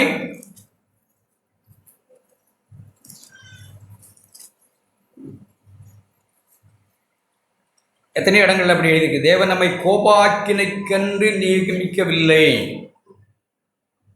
நாம மகிமை அடையும் பொருட்டு நாம ரட்சிக்கப்பட்ட மக்கள். 1 தெசலோனிக்கேயர் 5ஆம் அதிகாரம் எவ்வளோ அருமையாக எழுதியிருக்கு பாரு. நாம் பகலுக்குரிய மக்கள், அப்பாவை அறிந்த மக்கள், தெளிந்த புத்தியுள்ள மக்கள், விசுவாசம், அன்பு என்னும் மார்க்கவசையும் ரட்சிப்பு என்னும் தலைச்சீராவையும் தரித்து கொண்ட மக்கள். ரட்சிப்பில் ஒரு பெரிய சந்தோஷம் இருக்குதுங்க. நமக்கு இருக்கிற ஒரு பெரிய பாதுகாப்பு ஹெல்மெட் ரட்சிப்பின்னு நம்பிக்கை. நமக்கு ரட்சிப்பு கொடுத்திருக்கிற நம்பிக்கை, தேவ மகிமை அடைவோம் என்கிற நம்பிக்கை, அவருடைய ராஜ்யத்தில் அவருடைய மகிமை அடைவோம்ங்கிற நம்பிக்கை ஒன்று. அவரை போலேயே இந்த பூமியில் அவர் நம்மை வாழ வைப்பாருங்கிற நம்பிக்கை, குமாரனுடைய சாயலை இந்த பூமியிலே நம்ம கண்டறிவோங்கிற நம்பிக்கை. ரோமர்ல என்ன சொல்றாங்க? 6ஆம் அதிகாரத்தில் பாவத்துக்கு அடிமையா இருந்தோம், இப்ப நம்ம நீதிக்கு அடிமையானோம். பாவத்திலிருந்து விடுதலையாக்கப்பட்டு தேவனுக்கு அடிமையான ஜனம் நாம். பரிசுத்தமாகுதல் நமக்கு கிடைக்கும் பலன், முடிவு நித்திய ஜீவன். இப்ப நமக்கு கிடைக்கிறது பரிசுத்தமாகுதல். இதுல தான் தேவனுடைய பிள்ளைகள், தகப்பனை அறிந்தவர்களுக்கு இருக்கிற ஒரே நோக்கம். சும்மா இந்த உலகத்துக்குரியதே இல்லை, அது நம்முடைய நோக்கமாக இருக்காதுன்னு நினைக்கிறேன். அப்படி இருந்தால் உங்களுடைய ரட்சிப்பில் ஏதோ பிரச்சனை இருக்கு, அல்லது நீங்க இன்னும் நம்மை கழுவி சுத்திகரித்து கொள்ளலன்னு தான் அர்த்தம். எங்க சுத்தி வந்தாலும் இந்த உலகத்துல தான் மையமா ஆகிறோமா? இந்த உலகத்து காரியங்கள் தான். மனுஷருக்கு முன்பாக, மனுஷன் முன்பாக மனுஷர் என்ன நினைப்பாங்க, மனுஷர் என்ன நினைப்பாங்கன்னா நாம சுத்தி வந்து நிற்கிறோமா? அப்படின்னா இன்னும் அடிப்படையிலே ஆண்டவர் சொல்றது மாதிரி, என்னை நீங்கள் விசுவாசிக்கவில்லைன்னு கூட சொல்லலாம். நீங்கள் ஒருவரால் ஒரு மகிமையை தேடுகிற நீங்கள் எப்படி என்னை விசுவாசிக்காத தேடுங்க, அடுத்த ஜனம் எப்படி பரிசுத்தமாகுது? இப்போ அடிப்படையிலேயே நம் மனுஷருக்குள்ளேயே முடிஞ்சிடுறோம். அப்படி இல்லை. அடுத்த வசனம் 9, தேவன் நம்மை கோபாக்கினைக்கென்று நியமிக்காமல் நம்முடைய கர்த்தராகிய இயேசு கிறிஸ்து மூலமாய் ரட்சிப்படைவதற்கென்று நியமித்தார்.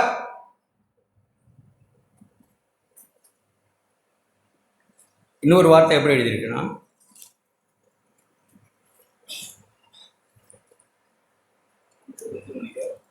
படிங்க என்ன 14 வசனம் 2:14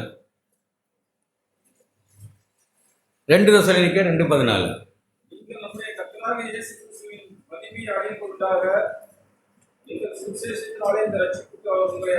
அவர் எதற்காக நம்மை அழைத்தார் என்றால், கர்த்தராகிய இயேசு கிறிஸ்துவின் சாயல் சுபாவம் அவரடைந்த மகிமை அதை அடையும்படிக்காக எங்கள் சுவிசேஷத்தினாலே அந்த ரட்சிப்புக்கு அவர் உங்களை அழைத்தார். நாம் ரட்சிக்கப்பட நம்முடைய இருதயத்தில் உள்ளதை நாம் அறியும்படிக்கு பல சூழ்நிலைகளில் நாம் கடந்து போவோம். தேவன் நம்மை நடத்துகிறார். பல சூழ்நிலைகள் எல்லாரும் கடந்து போவோம். வாழ்வா சாவான்ற போராட்டத்தில் கடந்து போவோம். பல நெருக்கங்கள் எல்லாரும் கடந்து போகிறோம். அந்த சூழ்நிலைகள் எல்லாம் அப்பாவை விசுவாசிக்கும்படிக்கும் நம்முடைய இருதயத்தில் உள்ளதை நாம் அறியும்படிக்கும் தான். என்னுடைய பற்று, என்னுடைய பிடிப்பு எதில் இருக்குது? தேவனா, உலகமா, உலக பொருளா, மனுஷரா, பிள்ளைகளா, என் ஜீவனா, எதில் இருக்குது அப்படிங்கிறது தேவனை தகப்பன் அவர் நேசிக்கிறதுனால, நம்முடைய தகப்பன் நம்ம நேசிக்கிறதுனால. எபிரேயர் 12ஆம் அதிகாரத்தில் நாம் வாசிக்கிறப்ப கூட நம்ம கேட்டோம், தகப்பன் சிட்சியாத புத்திரன் உண்டோ? தகப்பன் எவனிடத்தில் அன்பு கூறுகிறாரோ அவர்களை சிட்சிக்கிறார், அவர் திருத்துகிறார். அவருடைய பரிசுத்தத்துக்கு நம்ம வாசிக்கிறோம், அவருடைய பரிசுத்தத்துக்கு நாம் பங்காளியாகும் பொருட்டு நம்முடைய பிரயோஜனத்துக்காகவே அவர் நம்மை திருத்துகிறார். ரோமர் 5ஆம் அதிகாரத்தில் இப்படி அப்போஸ்தலர் நம்மை உற்சாகப்படுத்தி சொல்லுகிறார். நமக்கு ஒரு பெரிய நம்பிக்கையை தேவன் கொடுத்திருக்கிறதா அவர் சொல்லுகிறார். தேவ மகிமை 2ஆம் வசனம் 5:2. அந்த பிதாவின் மூலமாய் அவருடைய குமாரனாய் இயேசு கிறிஸ்து மூலமாய் நாம் இந்த கிருபையில் பிரவேசிக்கும் சிலாக்கியத்தை விசுவாசத்தினால் பெற்று நிலை கொண்டிருக்கிறோம். விசுவாசத்தினால் பெற்று நாம் நிலை கொண்டிருந்து தேவ மகிமையை அடைவோம் என்கிற நம்பிக்கையினாலே மேன்மை பாராட்டுகிறோம். அந்த தேவ மகிமை நம்முடைய வாழ்க்கையில் எப்படியெல்லாம் வருது அடுத்த வசனத்தில் சொல்கிறார். அது மாத்திரமல்ல, உபத்திரவம் பொறுமையையும், பொறுமை பரீட்சையும், பரீட்சை நம்பிக்கையும் உண்டாக்குறது என்று நாங்கள் அறிந்து உபத்திரவங்களிலேயும் மேன்மை பாராட்டுகிறோம். தேவ மகிமை அடைவோம். இக்காலத்து பாடி இனி வெளிப்படும் மகிமைக்கு ஒப்பல்ல. பல நெருக்கங்கள் எல்லாரும் கடந்து போகிறோம். பணம், பிள்ளைகள், வியாதி, பல கஷ்டங்கள். ஏன் இது எனக்கு வந்தது அப்படின்னு கேட்குற கேள்விக்கு, ஏன் இதை தேவன் அனுமதித்தார் அப்படிங்கிற கேள்விக்கு, சகலமும் நன்மைக்கு ஏதுவாக தான் நடக்கிறது என்கிறதை விசுவாசிக்க முடியாமல் பல கேள்விகளுக்கும் நம்ம கடந்து போகிறவர்களாக இருக்கிறோம். ஆனால் பரிசுத்த ஆவியானவர் தேவ அன்பை 5ஆம் வசனம் நம்முடைய உள்ளத்திலே ஊற்றி, தேவன் தம்முடைய ஆவியினாலே தம்முடைய அன்பை நம்முடைய உள்ளத்திலே ஊற்றி சகலமும் நம்முடைய வாழ்க்கையில் நன்மைக்கு ஏதுவாய்த்தான் நடக்குதுங்கிறத விசுவாசிக்க அப்பா பண்ணுகிறாங்க. ஒரு திட்டம் இல்லாமல் உன் வாழ்க்கையில் நடத்தலை. பயப்படாத. உன்னிடத்தில் அன்பு கூர்ந்து தான் என் மகனையே கொடுத்துருக்குறேன். இப்பவும் உன்னை அன்பு கூர்ந்து தான் இந்த பாதையில் நான் நடத்துகிறேன். நெருக்கங்களில் நடத்துகிறேன், உபத்திரவங்களில் நடத்துகிறேன். அநேக உபத்திரவங்கள் மூலமாக மட்டும்தான் தேவனுடைய ராஜ்யத்திலே நாம் பிரவேசிக்கணும். அப்படி தான் அப்போஸ்தலர்கள் சபைக்கு பிரசங்கித்தாங்க. அப்போஸ்தலர் நடவடிக்கைகள். உபத்திரவம்னா ஏதோ நம்மை நாடு கடத்துறது, நம்ம ஏதோ துப்பாக்கி எடுத்து சுட வராங்க அப்படின்னு நம்ம நினைக்க வேண்டியதில்லை. அது இல்லை. அது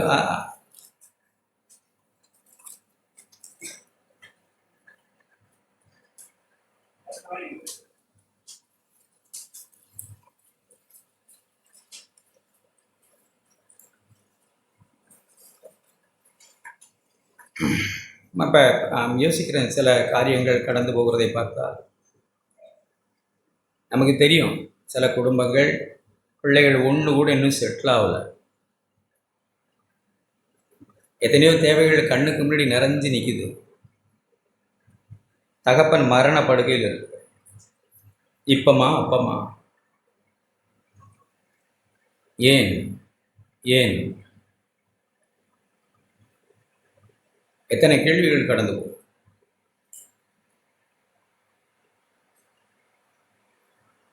இவைகளுக்கு பதில் அவர் சொல்றதில்லை. இஸ் சைலண்ட், அமைதியாக இருக்கு. தகப்பன் மேலே எவ்வளோ பெரிய விசுவாசம் வேணும் பாருங்க. எல்லாருக்கும் விசுவாசத்தை ஊட்டவும் ஸ்திரப்படுத்தவும் பலப்படுத்தவும் ஒரு சூழ்நிலை நெருப்பு காலவாயில் நடத்துறது போல நடத்துகிறாங்க. எல்லாரும் நாம் கற்றுக்கொண்ட விசுவாசத்தை அபியாசப்படுத்தும் பிள்ளைகள், மனைவி எல்லாரும் ஒரு நெருப்பு குழாய் வழியாக அந்த பக்கம் கடந்து போகிறதில்ல, கடந்து போகிறாங்க. எனக்கு ஒரு தகப்பன் உண்டு. அவர் அறியாமல் என் தலையில் உள்ள ஒரு முடி சொல்லலாம் எல்லாரும். நான் அப்படி தான் சொல்லுகிறது ஈஸி, நான் சொல்கிறதோ நீங்கள் சொல்கிறதோ ஈஸி. ஆனால் அந்த பாதையில் கடந்து போகிறவர்கள் சொல்லுகிறது இருக்கு, அதுதான் பிதாவை அறிந்தது. என் தலையில் உள்ள ஒரு முடி கூட அவருடைய அனுமதி இல்லாமல் விழாதுன்னு சொன்னால் அவருக்கு இதெல்லாம் தெரியாதான்? A to Z தெரியும். நான் விசுவாசிக்கிறேன். எத்தனையோ உலக தோற்றத்துக்கு முன்னே தேவன் இதான் நம்மை தெரிந்து கொண்டார். ஒரு குறிப்பிட்ட வயசில், ஒரு 55 வயசில் சாவின் படுக்கைக்கு போவேன்னு அவருக்கு தெரியாதுன்னா நேற்றுக்கு நடந்ததில் திடுக்குன்னு முழிச்சில்ல, அவர் எல்லாம் பிளான் பண்ணியிருந்தார். ஒரு குறிப்பிட்ட வயசில் ஒரு மரண படுக்கையில் மரணத்தை கூட எட்ட வேண்டியிருக்கலாம்.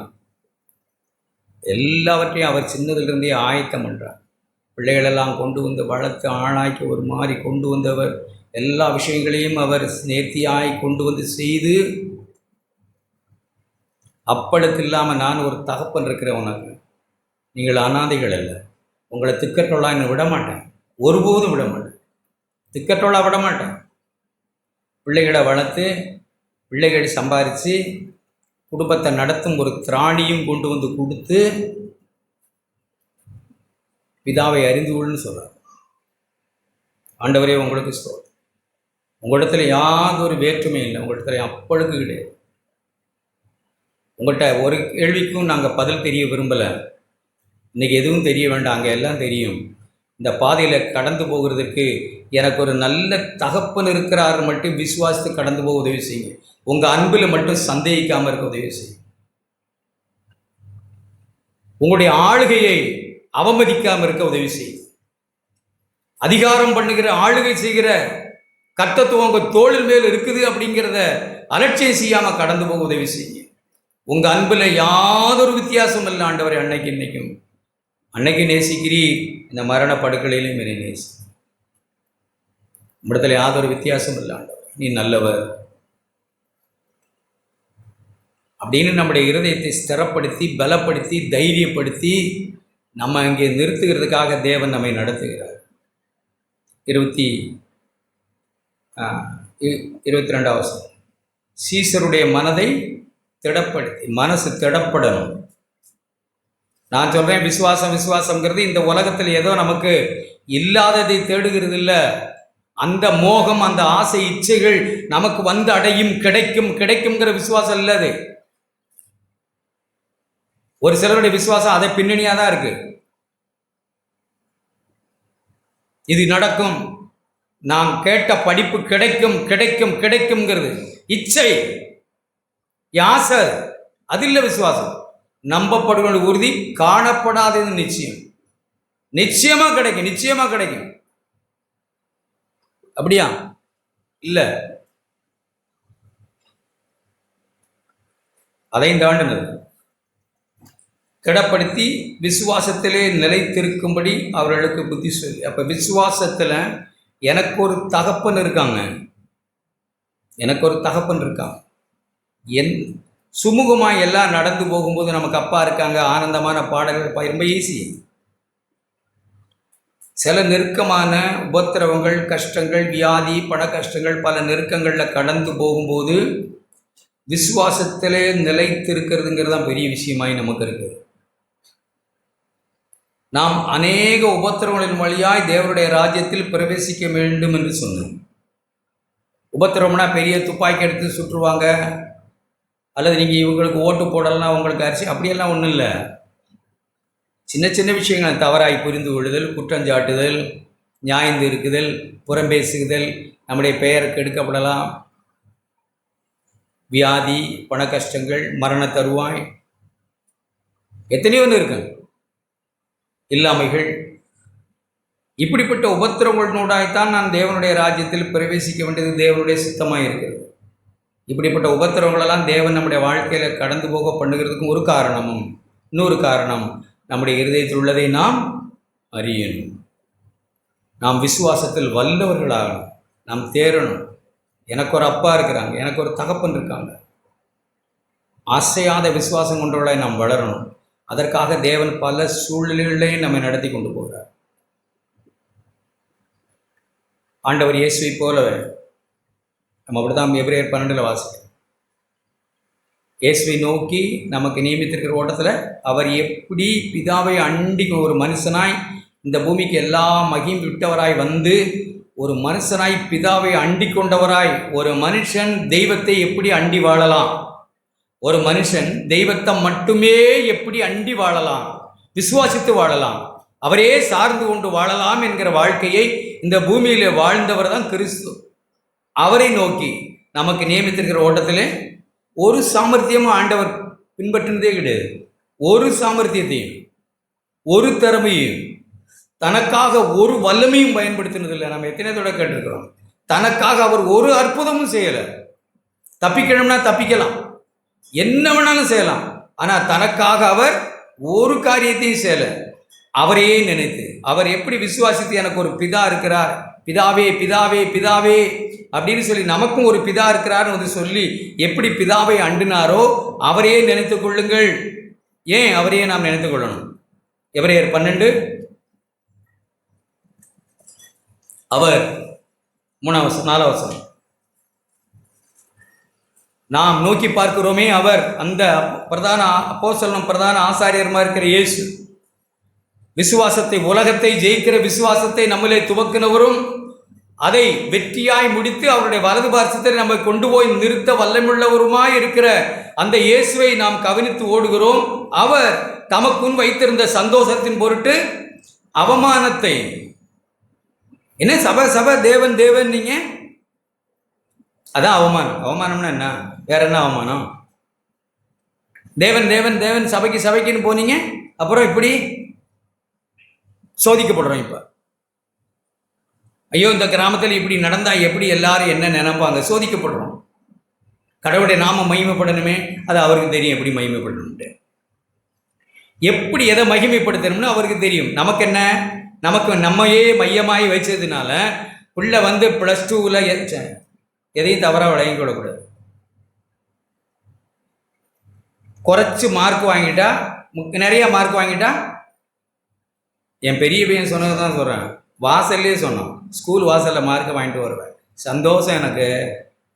உங்கள் பேர் மகிமைப்படணும்னு தானே என்ன படிங்க நீங்கள் இப்போ நல்ல மார்க் வாங்கின உங்கள் பேர் தானே மகிமைப்படணும்.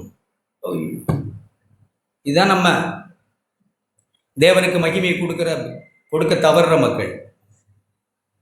அவருக்கு தெரியும் எப்படி தம்முடைய நாமத்தை மகிமைப்படுத்துவார். மரணமா அதனுடைய கர்த்தர் தம்முடைய மகிமையை வெளிப்படுத்துவார். எதன் மூலமாய்? விசுவாசித்தால் அந்த மகிமையை காண்பாய். நம்ம விசுவாசிக்கணும், அவ்வளவுதான். ஆண்டவரே இப்படி உங்க நாமத்தை மகிமைப்படுத்துங்க, அதுதான் நம்ம நீதி. அதான் நாம் எப்படி சொல்றோம், இப்படி உங்க நாமத்தை நீங்க மகிமைப்படுத்துங்க அவருக்கு சொல்றது. ஆண்டவர் என்ன சொல்றாங்க, என் வழி உன் வழி இல்லை, என் யோசனை உன் யோசனைகள் இல்லை, உனக்கும் எனக்கும் மலை இது வானத்துக்கும் பூமிக்கும் அவ்வளவு தூரம் இருக்கிறது, எனக்கு தெரியும். இது எத்தனையோ இப்போ நம்ம கேட்டோம், எப்படி அவர் இதில் கேட்டேன் செய்தி ஒன்று, எலியாவா ஏதோ மொட்டை தலையானாங்க, யார எலிசாவை மொட்டை தலையானாங்க. கரடி வந்து பிள்ளைகள்லாம் என்ன செஞ்சுட்டியா? ஏன் யாருக்கா தெரியுமா ஏன் இப்படி தேவன் செஞ்சாங்க? இப்படியா தேவன் செய்வாங்க? ஒருத்தர் மொட்டை தலையான்னு சொன்னால் பரவாயில்லன்ட்டு போக வேண்டியதானே ஒரு இதற்கு தெரிச்சு. நம்ம யோசித்தோம்னா நம்ம வழி வேற, அவருடைய வழி வேற. யாக்கோபை தலையை வெட்டிட்டாங்க, பேதுருவை விடுதலை ஆக்கிட்டாங்க. ஏன் காரணம் இருக்கா? என் வழி அவருடைய வழிகள் இல்லை. ஆண்டவர் இயேசுவை என்னமெல்லாமோ செய்தாங்க, மன்னிச்சுட்டார். எல்லாரையும் மன்னிச்சுட்டார். ஏன் மன்னிக்கலாமா இவங்களெல்லாம்? நம்முடைய வழி தேவனுடைய வழிகள் இல்லை. தேவனே ஆண்டவரை நான் புரிஞ்சுக்கல, எனக்கு ஒரு நல்ல அப்பா இருக்காங்கன்னு மட்டும் தெரியும். அப்படி தமக்கும் வைத்திருந்த சந்தோஷத்தின் பொருட்டு அவமானத்தை இல்லாமல் சிலுவையை சகித்து தேவனுடைய சிங்காசனத்தின் வலது பார்சத்திலே வீற்றிருக்கிறார். ஆகையால் நாமும் சமாதானம் உள்ளவர்களாய் நம்முடைய ஆத்துமாக்களில் சோர்ந்து போகாதபடிக்கு தமக்கு விரோதமாய் பாவிகளால் செய்யப்பட்ட இவ்விதமான விபரீதங்களை சகித்த அவரையே நினைத்து கொள்ளும். பல நெருக்கங்களில் கடந்து போகிறோம். கடந்து போகுதெல்லாம் நமக்கு ஒரு பிதா இருக்கிறார்னு அவரையே நினைத்து கொள்ளும். தம்முடைய குமாரனை இப்படிப்பட்ட பாதைகளை நடத்தி அன்பு கூர்ந்த பிதா எனக்கு ஒருவர் இருக்கிறார் என்று அவரையே நாம் நினைத்து கொள்ளணும். அப்படின்னா தான் பல சூழ்நிலையில் கடந்து போகிற நாம் அசையாமல் உறுதியாக ஸ்திரமாக இருக்கும், அஞ்சாமல் இருக்கும்.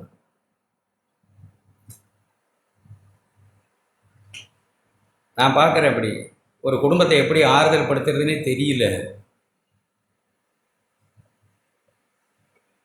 என்ன சொல்லி ஆறுதல் படு? விசுவாசத்தின் வார்த்தைகளை சொல்லி ஆறுதல் படு. விசுவாசத்தினால் உண்டாகும் ஆறுதல். விசுவாசம் தான் பெருசு. தேவன் மேல் கொண்டிருக்கிற விசுவாசம் அசைக்கலாம், அசைக்கப்படலாம். என்ன சொல்லலாம்? எப்பவுமே பார்த்தா அதெல்லாம் இப்படி ஆயிரும், அப்படி ஆயிரும், அப்படி ஆயிரும், அப்படி ஆயிரும். ஒரு நெகட்டிவ் பாசிட்டிவா இல்லையா? நெகட்டிவ் ஆனாலும் விசுவாசத்தில் வல்லவனாகிறது அப்படிதானா? இல்லாததை இருக்கிறது போல வரவழைக்கிற ஒரு தேவன் இருக்கான். மரித்தோரை உயிரோடு எழுப்புவார். உயிரோடு நமக்கு ஒரு பெரிய நம்பிக்கை இருக்கு சபையில். அஞ்ஞானிகள் அல்ல நாம். ஒரே வசனத்தை மட்டும் சொல்லி முடிக்கிறேன். 1 தெசலோனிக்கேயர். நம்ம எல்லாருக்கும் சபைக்கு வருகிற எல்லா மக்களும் சகோதரனே, சகோதரியே, வயசானவர்களே, பல பிரச்சனைகளில் கடந்து போகிற நாம் அஞ்ஞானிகள் போல இருக்கக்கூடாது. நம்பிக்கையற்ற அஞ்ஞானிகள் போல இருக்கக்கூடாது. பல பிரச்சனைகளை நம்ம கடந்து போகலாம், துக்கங்களில் கடந்து போகலாம், நாம் அழுகலாம். ஆனால் 1 தெசலோனிக்கேயர் 4ஆம் அதிகாரம், சகோதரரே, பல பிரச்சனைகள், நித்திரைன்ற வார்த்தை நீங்கள் அப்படி வச்சுங்க, பல பிரச்சனைகள், கஷ்டங்கள், பாடுகளில் கடந்து போகிற நாம் நம்பிக்கையற்ற மற்றவங்களை போல துக்கிக்க கூடாது. நமக்கு ஒரு நம்பிக்கை இருக்கு. ஒருவேளை மரணம் என்று சொன்னால் கூட நமக்கு ஒரு பெரிய நம்பிக்கை இருக்கு. நாம் உயிர் தெழுவோங்கிற நம்பிக்கை நமக்கு சபைக்கு இருக்கிற நம்பிக்கை தான். இப்போ என்னதான் மெனக்கட்டு இருக்கிறோம்? நமக்கு ஒரு பெரிய நம்பிக்கை இருக்கு. உயிர் தெழுவோம் அப்படிங்கிற நம்பிக்கை இருக்கு.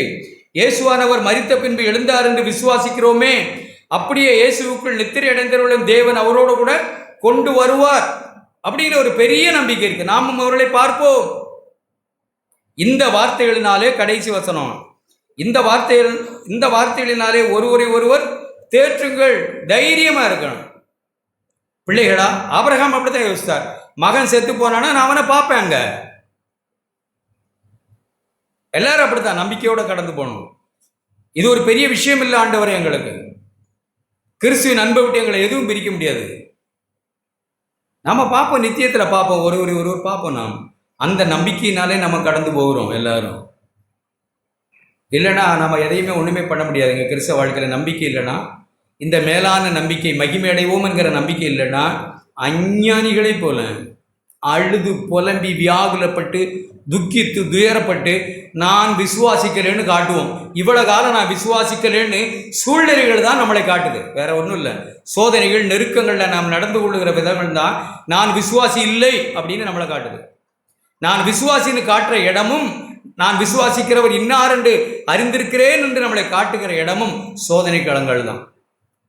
அதனால் அந்த சோதனை களங்களில் நம்மளை ஜெயிக்கிறதுக்கு ஆவியானவர் பிதா தம்முடைய குமாரனை நமக்கு அனுப்பி, குமாரன் தம்முடைய பரிசுத்த ஆவியானவரை நமக்கு அனுப்பி நம்மளை திக்கற்றவளாய் விடமாட்டேன் என்று தேற்றுகிறார். தைரியமாய் நாம் தகப்பனை அறிந்து நிலை கொண்டிருந்து தேவ மகிமை அடைவோம் என்கிற நம்பிக்கையினாலே நாம் மேன்மை பாராட்டி இந்த கிறிஸ்துவ வாழ்க்கை வாழும். அவர் நம்மிடத்தில் குற்றம் கண்டுபிடிச்சிக்கிட்டு இல்லை. நம்மளை திருத்தவும் நம்மளை பரிசுத்தப்படுத்தவும் தான் அவருடைய விருப்பம். எப்போதும் ஆக்கினைகளாய் தீர்க்க அல்ல. நம்மளை அழைச்சதெல்லாம் நம்மளை நரகத்தில் போடலை, நம்முடைய குமாரனுடைய சாயலுக்கு ஒப்பாய் மாற்றத்தான். அதை அவர் செய்வார், நிச்சயமாய் செய்து நம்மளை மகிமுள்ள சன்னிதானத்தில் கொண்டு போய் நிறுத்துவார். ஆமே, நாம் விசுவாசிக்கிறப்படி தான் அந்த பிதாவத்தை நாம் தொழுது கொள்கிறோம். அப்பா பிதாவே என்று நாம் தொழுது கொள்கிறோம். ஆமே.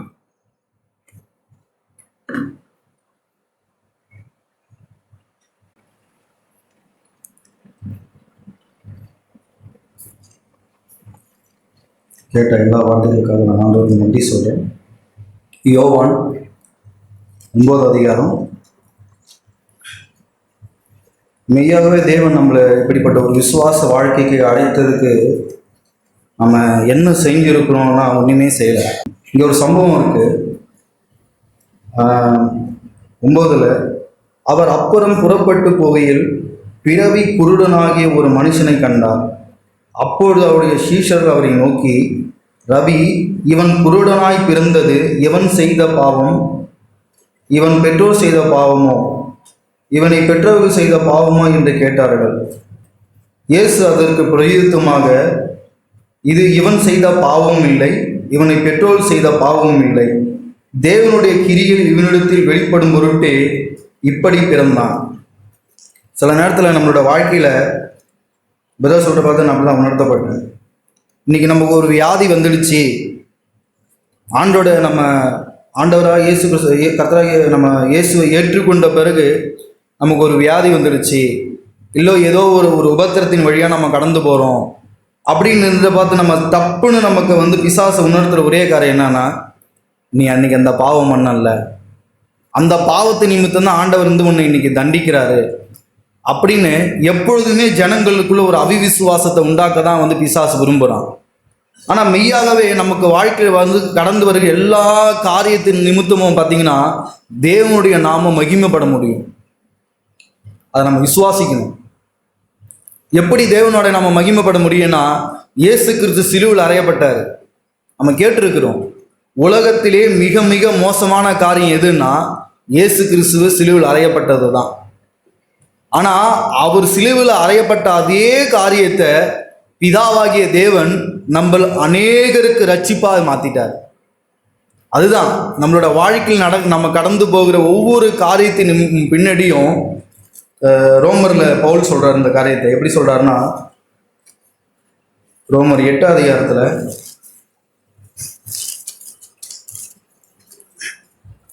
நமக்கு இந்த பூமியில் சம்பவிக்கிற எல்லா காரியத்துக்கு பின்னாடி ஒரு காரியம் இருக்குது. என்னன்னா 16 வாசிக்கிறேன்.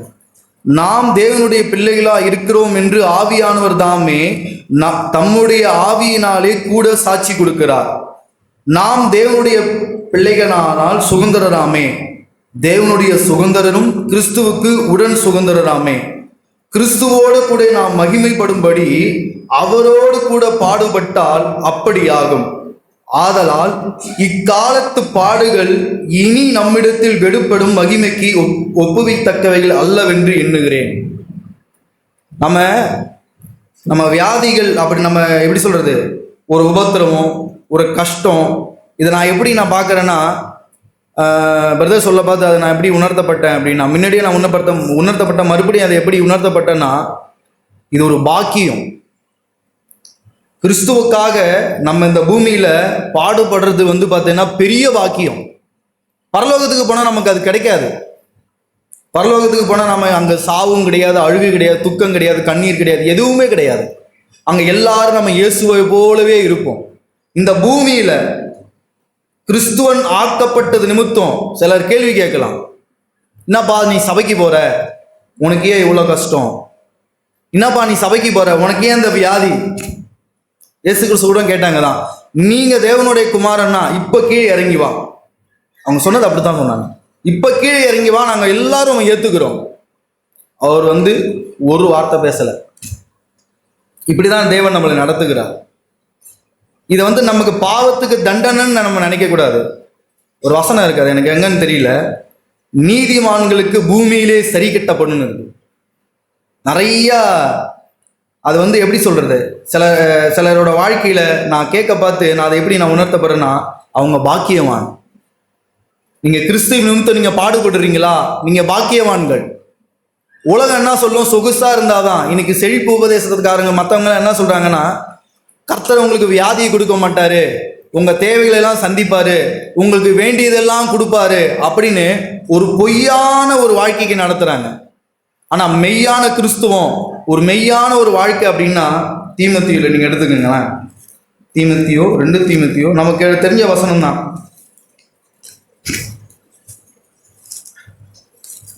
3:12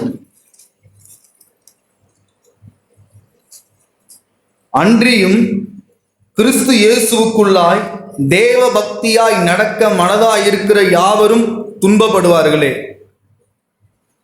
தேவ பக்தியா நடக்கணும்னா அது என்ன சொல்றதுன்னா, அது எப்படி எனக்கு சரியா சொல்ல, எனக்கு விளங்கினதை நான் சொல்றேன். நம்ம எந்த அளவுக்கு நம்ம பாவி என்று ஆவியில நம்ம உணர்த்தப்படுறோமோ அந்த அளவுக்கு நம்ம பரிசுத்தமா வரும். அதுதான் வளர்ச்சி. நான் எந்த அளவுக்கு என்னோட ஆவியில அது முரண்பாடு போல தெரியும், அது பேரடாக்ஸ்ன்னுவாங்க ஆங்கிலத்தில். நான் பலவீனனா ஆனாதான் நான் பலவானா மாற முடியும். நான் பைத்தியமா மாறினாதான் நான் புத்திமானா மாற முடியும். அப்படிதான் தேவன் நம்மளுக்கு அனுமதிச்சிருக்கிறார். இந்த வாழ்க்கையில நமக்கு இந்த இந்த இந்த சரீரத்துல கிறிஸ்துவோடைய அந்த பாடுகளோட ஐக்கியத்தை நம்ம என்னதுன்னு தெரிஞ்சுக்கணும். அதுக்காக தான் நம்ம அழைக்கப்பட்டிருக்கிறோம். ஏதோ மேல் ஓட்டமா நம்ம சபைக்கு வர்றது, நம்ம இங்க காரியங்களை பங்கு பெறது ரொம்ப நல்லது. ஆனா நம்ம அந்தரங்க வாழ்க்கையில யாரும் பார்க்காத நேரத்துல தேவன் நம்மளை நடத்த பார்த்து உண்மையாகவே நாம எப்படி இருக்கோம்னா சமாதானமா இருக்கும். எப்படி அந்த ரோமருக்கு நீங்க எடுத்துங்க, அந்த வசனம் அழகா இருக்கு. பிரதர் கூட வாசிச்சாங்க. ரோமர் 5 எல்லாருக்கும் இந்த வாக்கியம் கிடைக்காது. ரோமர் 5:1 இவ்விதமாய் நாம் விசுவாசத்தினாலே நீதிமானாக்கப்பட்டிருக்கிறபடியினால் நம்முடைய கர்த்தராகிய இயேசு கிறிஸ்துவின் மூலமாய் தேவனிடத்தில் சமாதானம் பெற்றிருக்கிறோம். ஒரு இளைப்பாறுதல் இருக்கும். மெய்யாகவே தேவனுடைய பிள்ளைகளுக்கு இருதயத்தில் ஒரு இளைப்பாறுதல் இருக்கும். என்ன வேணாலும் வெளியே நடக்கலாம், என்ன வேணாலும் நடக்கலாம். அறிவு கெட்டாது. மற்றவங்க நம்ம ஏகலமா பார்க்கலாம், என்ன இப்படி நடக்குதே. ஆனா அவங்களுக்குள்ள உண்மையாலுமே தேவனை நம்புகிற ஜனங்களுக்கு உள்ளுக்குள்ள ஒரு பெரிய இளைப்பாறுதல் இருக்கும். அநேக மிஷினரிகளோட வாழ்க்கையில் நான் படிச்சிருக்கேன். ஒரே நாள்ல 5 மிஷினரிகளும் கொல்லப்பட்டாங்க. ஜிம் எலியட்ன்ற ஒரு மிஷினரியோட வாழ்க்கையில பார்த்தீங்கன்னா, காட்டுவாசிகள் மத்தியில் போய் ஊழியம் செஞ்ச நிமித்தம் 5 பேர் போனாங்க. 5 பேரும் ஒரே நாளில் கொல்லப்பட்டாங்க. ஆனா அவங்க அந்த சகோதரிகளுக்கு 5 கை குழந்தையோட பிள்ளைங்க இருந்துச்சு. 5 சகோதரர்களுக்கு 5 அது மாரி இருந்துச்சு. ஆனா அந்த ஊராருன்னா நினைச்சாங்கன்னா, சரி இவங்களை நான் கொன்னுட்டோம், அவங்களோட கணவனை கொன்னுட்டோம், இவங்க இந்த ஊழியத்தை விட்டு விலகி ஓடி போயிடுவாங்க அப்படின்னு நினைச்சாங்க. நான் படிக்க பார்த்து எனக்கு உண்மையாலுமே பெரிய உற்சாகமா இருந்துச்சு. அந்த 5 சகோதரிகள் என்ன பண்ணாங்கன்னா, தங்க ஊருக்கு போகல. அவங்க ஆண்டவர்கிட்ட ஒரு கேள்வியும் கேட்கல. கை குழந்தை ஆண்டவரே, எங்க தேசத்தை விட்டு எங்கேயோ இந்த இடத்த விட்டு நாங்க இங்க இந்த ஊழியத்தை செய்ய வந்தோம், உங்க நாமத்துக்காக தான் வந்தோம் ஆண்டவரே, எங்களுக்கு ஏன் இப்படி ஆச்சுன்னு அவங்க ஒரு கேள்வி கேட்கல. அதை அப்படியே ஏத்துக்கிட்டாங்க, ஒரு சமாதானமா ஏத்துக்கிட்டாங்க. அதோட விளைவு என்னன்னா, அந்த கிராமத்தில் இருக்கிறவங்க எல்லாருமே ரட்சிக்கப்பட்டாங்க. உங்களுக்கு வாய்ப்பு இருந்ததுன்னா நீங்க படிச்சு பாருங்க, ஜிம் எலியட்னு சொல்லிட்டு. இப்படி தேவனுடைய நாமம் நம்மளுடைய வாழ்க்கையில மகிமைப்படணும்னா, தேவன் நம்மளோட வாழ்க்கையில அனுமதிக்கிற எல்லா காரியத்துக்கும் அவருக்கு நீங்க ஓகே சொல்லுங்க. இஸ்ரவேல் ஜனங்க அதை புரிஞ்சிக்கல. நீங்க வாசிச்சீங்கன்னா, அவர் மூலமாய் நாம் இந்த கிருபையில் பிரவேசிக்கும் சிலாக்கியத்தை விசுவாசத்தினால பெற்று நிலை கொண்டிருந்து தேவ மகிமை அடைவோம் என்கிற நம்பிக்கையினாலே மேன்மை பாராட்டுகிறோம். பவுலை கேட்டீங்கன்னா சொல்லுவாரு, பவுலே நீங்க உலக பிரசித்தி பெற்ற ஊழியக்காரர், உங்களுக்கு ஏன் ஒரு முள் கொடுக்கப்பட்டது? அது சொல்லுவாரு, என்னுடைய பலவீனங்களை குறித்தே நான் மேன்மை பாராட்டுவேன். நம்மளால நான் அப்படி என்ன கேட்கறேன், நான் கடந்து போற சூழ்நிலையில் பலர் இப்போ எனக்கு ஒரு சின்ன ஒரு இதனால, ஒரு பலவீனத்தினால என்னன்னா, பலர் பல விதமாக கேட்குறாங்க. நான் கடந்து போகிறது தான் கேட்குறேன். இப்போ சொல்கிறேன், நான் பல விதமாக கேட்குறாங்க. எனக்கு பதில் சொல்ல தெரில. என்னப்பா இவன் பாவம் செஞ்சிருப்பான், அதனால தான் இவனுக்கு இதாக இருக்கும், இவன் அன்னைக்கு அப்படி பேசினால இவனுக்கு தேவைதான் அப்படின்னு பல விதமாக எனக்கு புரியல. ஆனால் ஒன்று மட்டும், ஆண்டவரே இது என்னோட வாழ்க்கையில் சகலமும் நன்மைக்கு ஏதுவாக தான் நீங்கள் செய்வீங்க, அப்படிதான் நான் உணர்த்தப்பட்டேன். தேவன் நம்மளோட வாழ்க்கையில அவர் நம்மள வாழ்க்கையில அனுமதிக்க எல்லா காரியத்துக்கும் அவரை நம்ம துதிக்கணும். ஒரே ஒரு சம்பவத்தை மட்டும் நான் சொல்லி நான் முடிச்சிடுறேன்.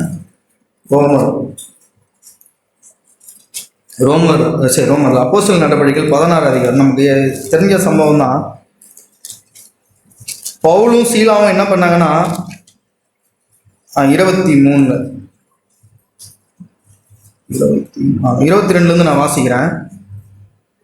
அப்பொழுது ஜனங்கள் கூட்டமாய் கூடி அவர்களுக்கு விரோதமாய் எழும்பினார்கள். அதிகாரிகள் அவர்கள் வஸ்திரங்களை கிழித்து போடவும் அவர்களை அடிக்கவும் சொல்லி அவர்களை அநேக அடிகள் அடித்த பின்பு சிறைசாலையிலே வைத்து அவர்களை பத்திரமாய் காக்கும்படி சிறைசாலைக்காரனுக்கு கட்டளையிட்டார்கள்.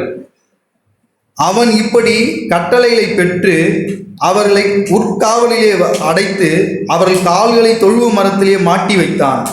நடு ராத்திரியிலே பவுலும் சீலாவும் ஜெபம் பண்ணி தேவனை துதித்து பாடினார்கள். காவலில் வைக்கப்பட்டவர்கள் அதை கேட்டுக்கொண்டிருந்தார்கள். சடிதியிலே சிறைசாலையின் அஸ்திபாரங்கள் அசையும்படியாக பூமி மிகவும் அசைந்தது. உடனே கதவுகள் திறவுண்டது. எல்லாருடைய கட்டுகளும் கயின்று போயிட்டு. இப்படி அவங்க ஆண்டவரோட ஊழியத்தை செஞ்சது நிமித்தம், ஆண்டவருக்காக வாழ்ந்தது நிமித்தம் சிறைசாலையில் அவங்க என்ன பண்ணா, தலைக்கீழே தொட்டி அப்படியே நான் அந்த காரியத்தை யோசிச்சு பார்க்குறேன். தலைக்கீழே அப்படியே கட்டி பயங்கர அடிக்கிறாங்க. அவங்க என்ன சொல்லியிருப்பாங்க, நான் அங்கே என்னன்னா அப்படி யோசிப்பேன். பவுலை பார்த்து சீலா சொல்லியிருப்பாரு, உன் பேச்சை கேட்டு நான் இங்கே வந்தேன் பாரு, எனக்கு இது தேவையா? அவர் இவரையோ ஒரு இதுவுமே கிடையாது. தேவனையுமே அவங்க கேள்வி கேட்கல. ஆனா அவங்க என்ன பண்ணாங்கன்னா, ஆண்டவரே இது எல்லாவற்றத்துக்காகவும் நான் உங்களை ஸ்தோத்திரிக்கிறேன் அப்படி அவங்க சொன்ன பார்த்தாங்க. ஒரு வார்த்தை இருக்கு. என்ன வார்த்தைன்னா, நீங்க பாத்தீங்கன்னா, காவலிலே வைக்கப்பட்டவர்கள் அதை கேட்டுக்கொண்டு இருந்தார்கள். இப்படிதான் நான் உணர்த்தப்பட்டேன். எனக்கு வருகிற சூழ்நிலையில நான் கடந்து போக பார்த்து நான் அதை எப்படி கையாளுன்றதை கட்டப்பட்ட ஜனங்கள், என்னை சுற்றி இருக்கிற ஜனங்கள் அது கேட்டுட்டு இருக்கிறாங்க. மெய்யாகவே என் தேவன் இந்த சூழ்நிலைக்காக தேவனுக்கு அவன் நன்றி சொல்றானா, இல்லை தேவனை கேள்வி கேட்குறானா, இல்லை முணுமுணுக்கிறானா, புலம்புறானா, நான் ஏன் ஆண்டவரை ஏற்றுக்கொண்டேன்னு ஒரு மற்றவங்க சொல்றாங்க. அவங்க அப்படி பார்க்குறாங்க. அப்படிதான் நான் உணர்த்தப்பட்டேன். ஆனால் அவங்க என்ன பண்ணாங்க, தேவனை துதிச்சாங்க. தேவன் நமக்கு வாழ்க்கையில் அனுமதிக்கிற எல்லா காரியத்துக்காகவும் அவரை நம்ம ஸ்தோத்தரிப்போம். கேள்விகள் தேவை. நம்ம கேள்விகள் புரிஞ்சாதான் நம்ம அவரை துதிக்கணும்னு அவசியம் இல்லை. அவர் நம்மளை ரட்சித்ததே பெரிய விஷயம். ஒரு பக்தன் இப்படியா சொல்றாரு, என்ன சொல்றாருன்னா, அவர் என்னை ரட்சிக்க நான் என்ன தவம் பண்ணேன், அவர் என்னை தேடி ரட்சிக்க நான் ஒண்ணுமே பண்ணலையே, அவர் என்னை தேடி ரட்சித்தாரு.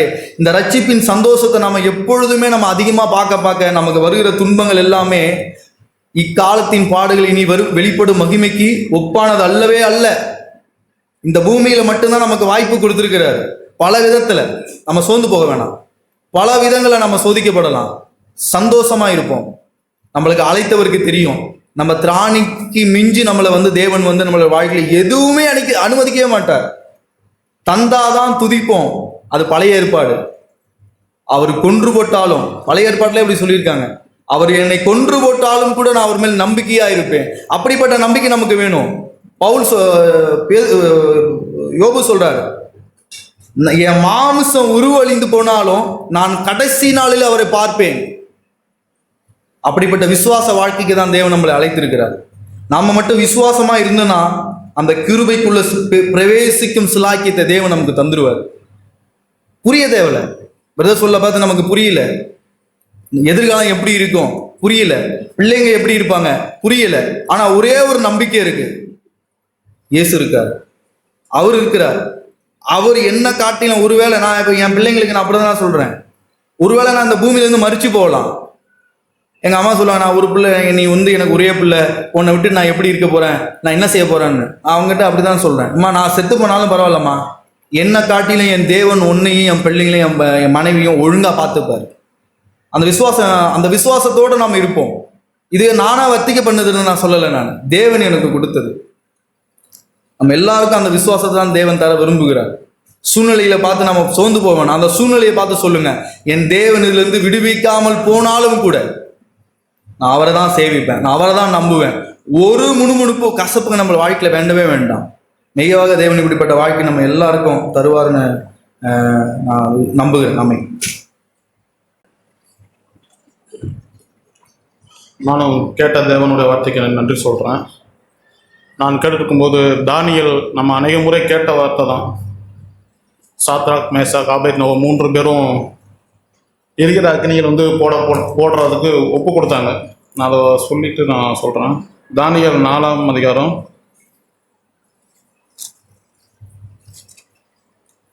தானியேல் 3.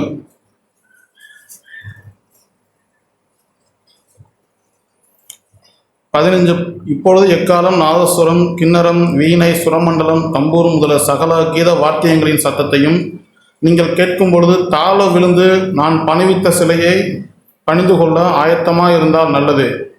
பணிந்து கொள்ளாதீர்களாகில் அந்நேரமே எரிகிற அக்கினி சூளையில் நடுவிலே போடப்படுவீர்கள். உங்களை என் கைக்கு தப்புவிக்கிற தேவன் யார் என்றான். சாத்ராக், மேஷாக், ஆபேத்நேகோ என்பவர்கள் ராஜாவை நோக்கி, நேபுகத்நேசரே, இந்த காரியத்தை குறித்து உமக்கு உத்தரவு சொல்ல எங்களுக்கு அவசியம் இல்லை. நாங்கள் ஆராதிக்கிற எங்கள் தேவன் எங்களை தப்புவிக்க வல்லவராய் இருக்கிறார். அவர் எரிகிற அக்கினி சூளைக்கும் ராஜாவாகிய உம்முடைய கையுக்கும் நீங்களாக்கி விடுவிப்பார். விடுவிக்காமல் போனாலும் நாங்கள் உம்முடைய தேவர்களுக்கு ஆராதனை செய்வதும் இல்லை, நீர் நிறுத்தின பொற்சிலையை பணிந்து கொள்வதும் இல்லை என்கிறது ராஜாவாகிய உமக்கு தெரிந்தெடுக்க கடவுது என்றார்கள். நான் இதை என்னுடைய சூழ்நிலையில் வந்து பழைய ஏற்பாட்டில் படிக்கிறோம் நம்ம நினைக்கிறோம். ஆனால் அவர்கள் 3 பேரும் வந்து விசுவாச வீரர்கள். அவங்க வந்து இதை நீங்கள் பொறுமையாக நிதானிச்சிங்கன்னா தெரியும். ஒரு ராஜா வந்து சொல்கிறாரு, ராஜா வந்து பணிஞ்சுக்கோங்கன்னு சொல்கிறான்னா அவங்க முடியாதுன்னு சொல்கிறாங்க. நாம் எல்லோரும் வந்து ஸ்கூலில் டீச்சர் சொன்னாலோ, இல்லை வேலை ஸ்தலத்தில் வந்து உயர் அதிகாரி மேனேஜர் சொன்னாலோ, நம்ம விட ஒரு படி மேலே இருக்கிறவங்க யாராவது சொன்னால் கூட அதை வந்து நம்ம வேண்டாம்னு சொல்கிறதுக்கு 1000 தயக்கங்கள் வருது. ஒருவேளை கணவருக்கு மனைவி வந்து சொல்கிறத கூட யோசிக்கிறாங்க. நம்ம கேட்டு கேட்டு பழகுனதுனால, குடும்பத் தலைவன் சொன்னதுனால கணவன் சொல்கிறதுக்கு கூட மனைவி வந்து சொல்கிற கூட யோசிக்கிறோம். ஆனால் தேவன் வந்து என்ன சொல்கிறான், இந்த 3 பேர் என்ன பண்ணாங்கன்னா தேவன் சொல்கிறது தான் பெருசுன்னு நம்பினாங்க. தேவன் தான் முதலாவது, அவர் தான் எல்லாம் அப்படிங்கிற ஒரு இடத்துக்கு வந்ததுக்கப்புறம் தான் அவங்களால ராஜாவை எதிர்க்க முடிஞ்சது. நாம் எல்லோரும் வந்து ராஜாவை யாருன்னு எதிர்க்கவே இல்லை. என்னை பொறுத்த வரைக்கும் நமக்கு இருக்கிறதெல்லாம் சாதாரண கொசுக்கடி தான். நம்ம அப்படி தான் உணர்றேன். சாதாரண கொசு தான் நம்மளெல்லாம் கடிக்குது. நம்மளெல்லாம் கூட்டு வந்து யாரும் வந்து ஒரு போலீஸ்காரோ இல்லை தேசத்தின் அதிபதி யாரும் வந்து நம்மளை மிரட்டுறதில்ல, கேள்வியை கேட்கறதில்ல, நம்ம போய் நிற்கிறதும் இல்லை. நமக்கு இருக்கிற சோதனைகள்லாம் பார்த்தீங்கன்னா நம்மை விட ஒரு படி மேலே இருக்கிறவங்க தான். அது யாருனாலும் இருக்கலாம். சின்ன வயசுலேருந்து அவங்கவுங்க வயதுக்கு தகுந்த மாதிரி. இப்போ வேலை செய்கிறவங்க, நான் வேலை செஞ்சேன்னா எனக்கு மேலே வேலை செய்கிற போது, நான் கூலி ஆளாக போனேன்னா கொத்தனார் கூலி ஆளாக போனால் கொத்தனார் இருக்கிற நான் இருக்கேன்னா கொத்தனார் எனக்கு மேலே அதிகாரி தான், உண்மைதான். ஆனால் நாம் வந்து இந்த இடைவெளியில் தான் எனக்கு ஆண்டவர் தான் உணர்த்துறாரு. நமக்கு இருக்கிற இந்த சிறு பிரச்சனை தான் நம்ம எல்லோரும் வந்து உபத்திரவோம் அப்படின்னு பெருசாக பார்க்குறோம். நல்லதான், நம்ம சோர்ந்து போக வேண்டாம். நம்ம கேட்டது போல் கிறிஸ்து இயேசுவுக்குள் தேவபக்தியாய் நடக்க விரும்புகிற யாவரும் துன்பப்படுவார்கள். உண்மையாகவே சொல்கிறேன். இந்த வசனத்தை வந்து வேற எந்த சபையிலையும் போய் கேட்டிங்கன்னா எனக்கு ரொம்ப சந்தோஷம்தான். யாரும் சொல்லவே மாட்டாங்க அப்படிலாம். நான் ரொம்ப சந்தோஷப்படுறேன் இங்கே வந்து உட்கார்ந்து இருக்கிறதுக்கு. கிறிஸ்து இயேசுவுக்குள் தேவபக்தியாக நடக்க விரும்புகிற யாவரும் துன்பப்படுவார்கள். துன்பம்னா நீங்கள் நினைக்கிற மாதிரி அது வந்து சாதாரண நீங்கள் நினைக்கிற மாதிரி துன்பங்கள்லாம் கிடையாது. அது வந்து தேவனுக்கு பிரியமாக இருக்கும். அந்த துன்பம், நான் படுகிற பிரயாசம் வந்து தேவனுக்கு பிரியமாக இருக்கும். அந்த மாதிரி துன்பம் தான் பவுல் சொன்னார். நாம் படுகிற துன்பங்கள் வந்து நமக்கு வர்ற சூழ்நிலைகள், நாம் படுகிற துன்பங்கள் என்ன அப்படின்னா நம்முடைய மாமிச இச்சையினால் வருகிற துன்பங்கள். நமக்கு வர்ற படபடப்பு, நீங்கள் சொல்கிறீங்கள, நமக்கு ஒரு பதட்டம் வருது, நான் வந்து சோதிக்கப்படுறேன், நான் வந்து பயப்படுறேன். நான் எங்கள் வீட்டில் நடக்க தான் சொல்கிறேன். எங்கள் வீட்டில் சாதாரணமாக இருந்தால் ஜெபம்லாம் கம்மியாக இருக்கும். ஏதாவது பிரச்சனைன்னு பார்த்தீங்கன்னா மணிக்கணக்காக ஜெபம் இருக்கும். நல்லது தான், தப்புன்னு சொல்லலை. அப்படியே எங்கள் வீட்டில் ஒரு காரியம் சொல்கிறேன்னா, எங்கள் ஆஃபீஸில் செய்வாங்க. வாரத்தில் வந்து 2 நாள் வந்து பூஜை பண்ணுவாங்க. மற்ற நாள்லாம் பார்த்தீங்கன்னா ஆஃபீஸு குப்பையாக இருக்கும், இதாக இருக்கும். பூஜை போடுற அன்றைக்கி மட்டும் பயங்கர சுத்தமாக இருக்கும். அப்படியே ஒரே புகை மூட்டமாக இருக்கும், ஒரே மனமாக இருக்கும், ஒரே சந்தம் இருக்கும், அப்படியே பார்த்தீங்கன்னா ஒரு இதாக இருக்கும். அடுத்த 1 மணி நேரம் பார்த்தீங்கன்னா அதெல்லாம் இருக்காது. அங்கே அடுத்த 1 மணி நேரத்தில் வந்து எல்லாம் காணாமல் போயிடும். Regular routine. எடுத்தோம் கவுத்தோம் போட்டோம் உடைச்சோம், அப்படி தான் இருக்கும் ஆஃபீஸு. அதே போல தான் நான் அதை பார்க்குறப்ப தான் ஆண்டவர் இருப்பேன், நீயும் வந்து அப்படி தான் இருக்கிற. ஒரு சூழ்நிலைக்கு போகும்போது உடனே நம்ம வந்து பக்திமான் நீதிமான், நமக்கு இருக்கிற ஜெபம், நாம் செய்கிற உபவாசம் எல்லாம் வந்து பெருசாக இருது. ஆனால் அடுத்த செகண்டே வந்து அதெல்லாம் காணாமல் போயிடுது. தேவன் உண்மையாகவே நேர்த்தியாக சொன்னார், 40 வருஷம் ஏன் வந்து வனாந்திரத்தில் அவர் நடத்தினார் அப்படின்னா, உங்கள் இருதயத்தில் உள்ளதை நீங்கள் அறிந்து கொள்ளும்படி. நம்ம இருதயத்தில் என்ன இருக்குங்கிறத நாம் அறிந்து கொள்ளும்படி தான் தேவன் வந்து அப்படிப்பட்ட காரியங்களை நடத்துறாரு. ஒருவேளை இந்த 3 பேர் இருதயத்தில் வந்து என்ன நம்ம படிச்சுட்டோம், ஒருவேளை அங்கே நின்றவங்களும் என்ன நினச்சிருப்பாங்க யோசிச்சு பாருங்க. அந்த 3 பேர் மற்றவங்களாம் என்ன நினச்சிருப்பாங்க, கண்டிப்பாக இவங்க வந்து சரியாக வணங்கிடுவாங்க, ஒருவேளை தாளா அப்படி தான் நினச்சிருப்பாங்க. எல்லோரும் அப்படி தான் யோசிச்சுருப்பாங்க. ராஜா சொல்லிட்டாரு, கண்டிப்பாக என்ன பண்ணுவாங்க, கும்பிட்டுருவாங்க. எல்லாரும் கும்பிட்டாங்க. ஆனால் அந்த 3 பேர் வந்து வணங்கவே இல்லை. அப்போ தான் தெரிஞ்சது அவங்க இருதயத்தில் யார் இருக்காங்கன்னா தேவன் இருக்கிறார் அப்படின்னு. நமக்கும் அதே போல தான், நமக்கு வர்ற சூழ்நிலையில் பாடுகளில் நாம் எப்பெல்லாம் அதை கடந்து உள்ளே போகிறோமோ அப்போ தான் தேவன் இருக்கிறாரா இல்லையாங்கிறதே அறிய முடியும். நாம் என்ன பண்ணுறோன்னா, அந்த சூழ்நிலைக்குள்ளே போவதற்கே நம்ம பயப்படுறோம். ஆண்டவர் உங்களுக்கு ஒரு பிரச்சனை கொடுத்தாருன்னா அதுக்கு முன்னாடியே ஜெபம் பண்ணுறோம், அந்த பிரச்சனையே வேண்டாம், எனக்கு அந்த பாடுகளை எனக்கு வேண்டாம் ஆண்டவரே, பாடுகளை எடுத்து போடுங்க. உண்மையாக பாடுகளை எடுத்து போட தேவன் வல்லவர், அதை நிவர்த்தி செய்ய அவரால் முடியும். ஆனால் தேவன் அதை விரும்புறதே இல்லை. அப்படி தேவன் செஞ்சுக்கிட்டே இருந்தாருன்னு வச்சுக்கோங்களேன், பாடுகளை எடுத்து போட்டுட்டே இருந்தாருன்னா நம்மெல்லாம் குழந்தைகளாகவே இருப்போம், நாம் வந்து வளரவே மாட்டோம். நம்ம ஆண்டவருக்கு தேவன் வந்து நம்மளை ஆண்டவருக்குள் வளரணும், அவருக்குள் நாம் வந்து வளரணும், ஆவிக்குரிய வளரணும் தான் தேவன் இந்த காரியங்கள்லாம் நடத்துகிறார். நாம் வந்து உபத்திரவங்களை பார்த்து சோர்ந்து போகணும், ஏதோ கிறிஸ்தவருக்கு தான் பிரச்சனை வரலாம் அப்படின்னு நினைக்க வேணாம். நான் ஒருவேளை அப்படி தான் யோசிச்சேன். நம்மளால சொல்லி அநேகர் நினைக்கிறாங்கன்னா சர்ச்சைக்கு போனாலே பிரச்சனை நம்ம வாழ்க்கையில் வரும்னு நினைக்கிறாங்க. இல்லை, தேவன் வந்து நித்திய மகிமைக்கு நம்ம அழைத்த தேவன். நம்முடைய வீட்டில் வந்து சந்தோஷம் எப்பொழுதும் இருக்கும். ஆனால் நமக்கு அது ஏன் இல்லை அப்படின்னா, நாம் வந்து நம்முடைய சூழ்நிலைகள் நம்முடைய நிலைமையை நம்ம பார்த்துக்கிட்டே இருக்கிறோம். ஆண்டவர் தான் உணர்த்துறது. நான் கேட்டிருக்கேன், அதாவது பாத்திரத்தில் வந்து எம்டியாக இருந்தாலும் சரி, சாப்பிட்ற பாத்திரம் கொஞ்சமாக இருக்குது எம்டியாக இருந்தாலும் சரி, ஆனால் மன நிறைவோடு நம்ம அதை சாப்பிடுவோம், நமக்கு வந்து சந்தோஷம் நிறைந்திருக்கும். ஆனால் பிரியாணியே இருக்கும் நிறையா, ஆனால் சாப்பிட்டா கூட நம்ம இருதயத்தில் வந்து ஒரு உறுத்தல் இருந்துக்கிட்டே இருக்கும். நம்ம வந்து நம்மளால் பிரியாணி தான் சாப்பிடுவோம், ஆனாலும் நம்மளால் சந்தோஷமாக இருக்க முடியாது, நம்ம இடத்துல துக்கம் நிறைஞ்சு கொண்டே இருக்கும். ஏன்னா சந்தோஷங்கிறது பிரியாணிலையோ இல்லை பார்த்த அந்த பொருள்லையோ இல்லை, நிறைவான சந்தோஷம் தேவனிடத்தில் இருக்குது. நான் எபிரேயர் 3ஆம் அதிகாரம் நம்ம அநேக முறை கேட்ட வசனம் தான், இதுவும் இதையும் சொல்கிறேன்.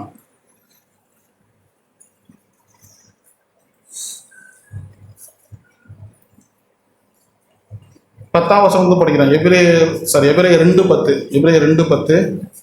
ஏனென்றால் தமக்காகவும் தம்மாலையும் சகலத்தையும் உண்டாக்கினவர் அநேகம் பிள்ளைகளை மகிமையில் கொண்டு வந்து சேர்க்கையில் அவருடைய இரட்சிப்பின் அதிபதியை உபத்திரவங்களை பூரணப்படுத்துகிறது அவருக்கு ஏற்றதாக இருந்தது.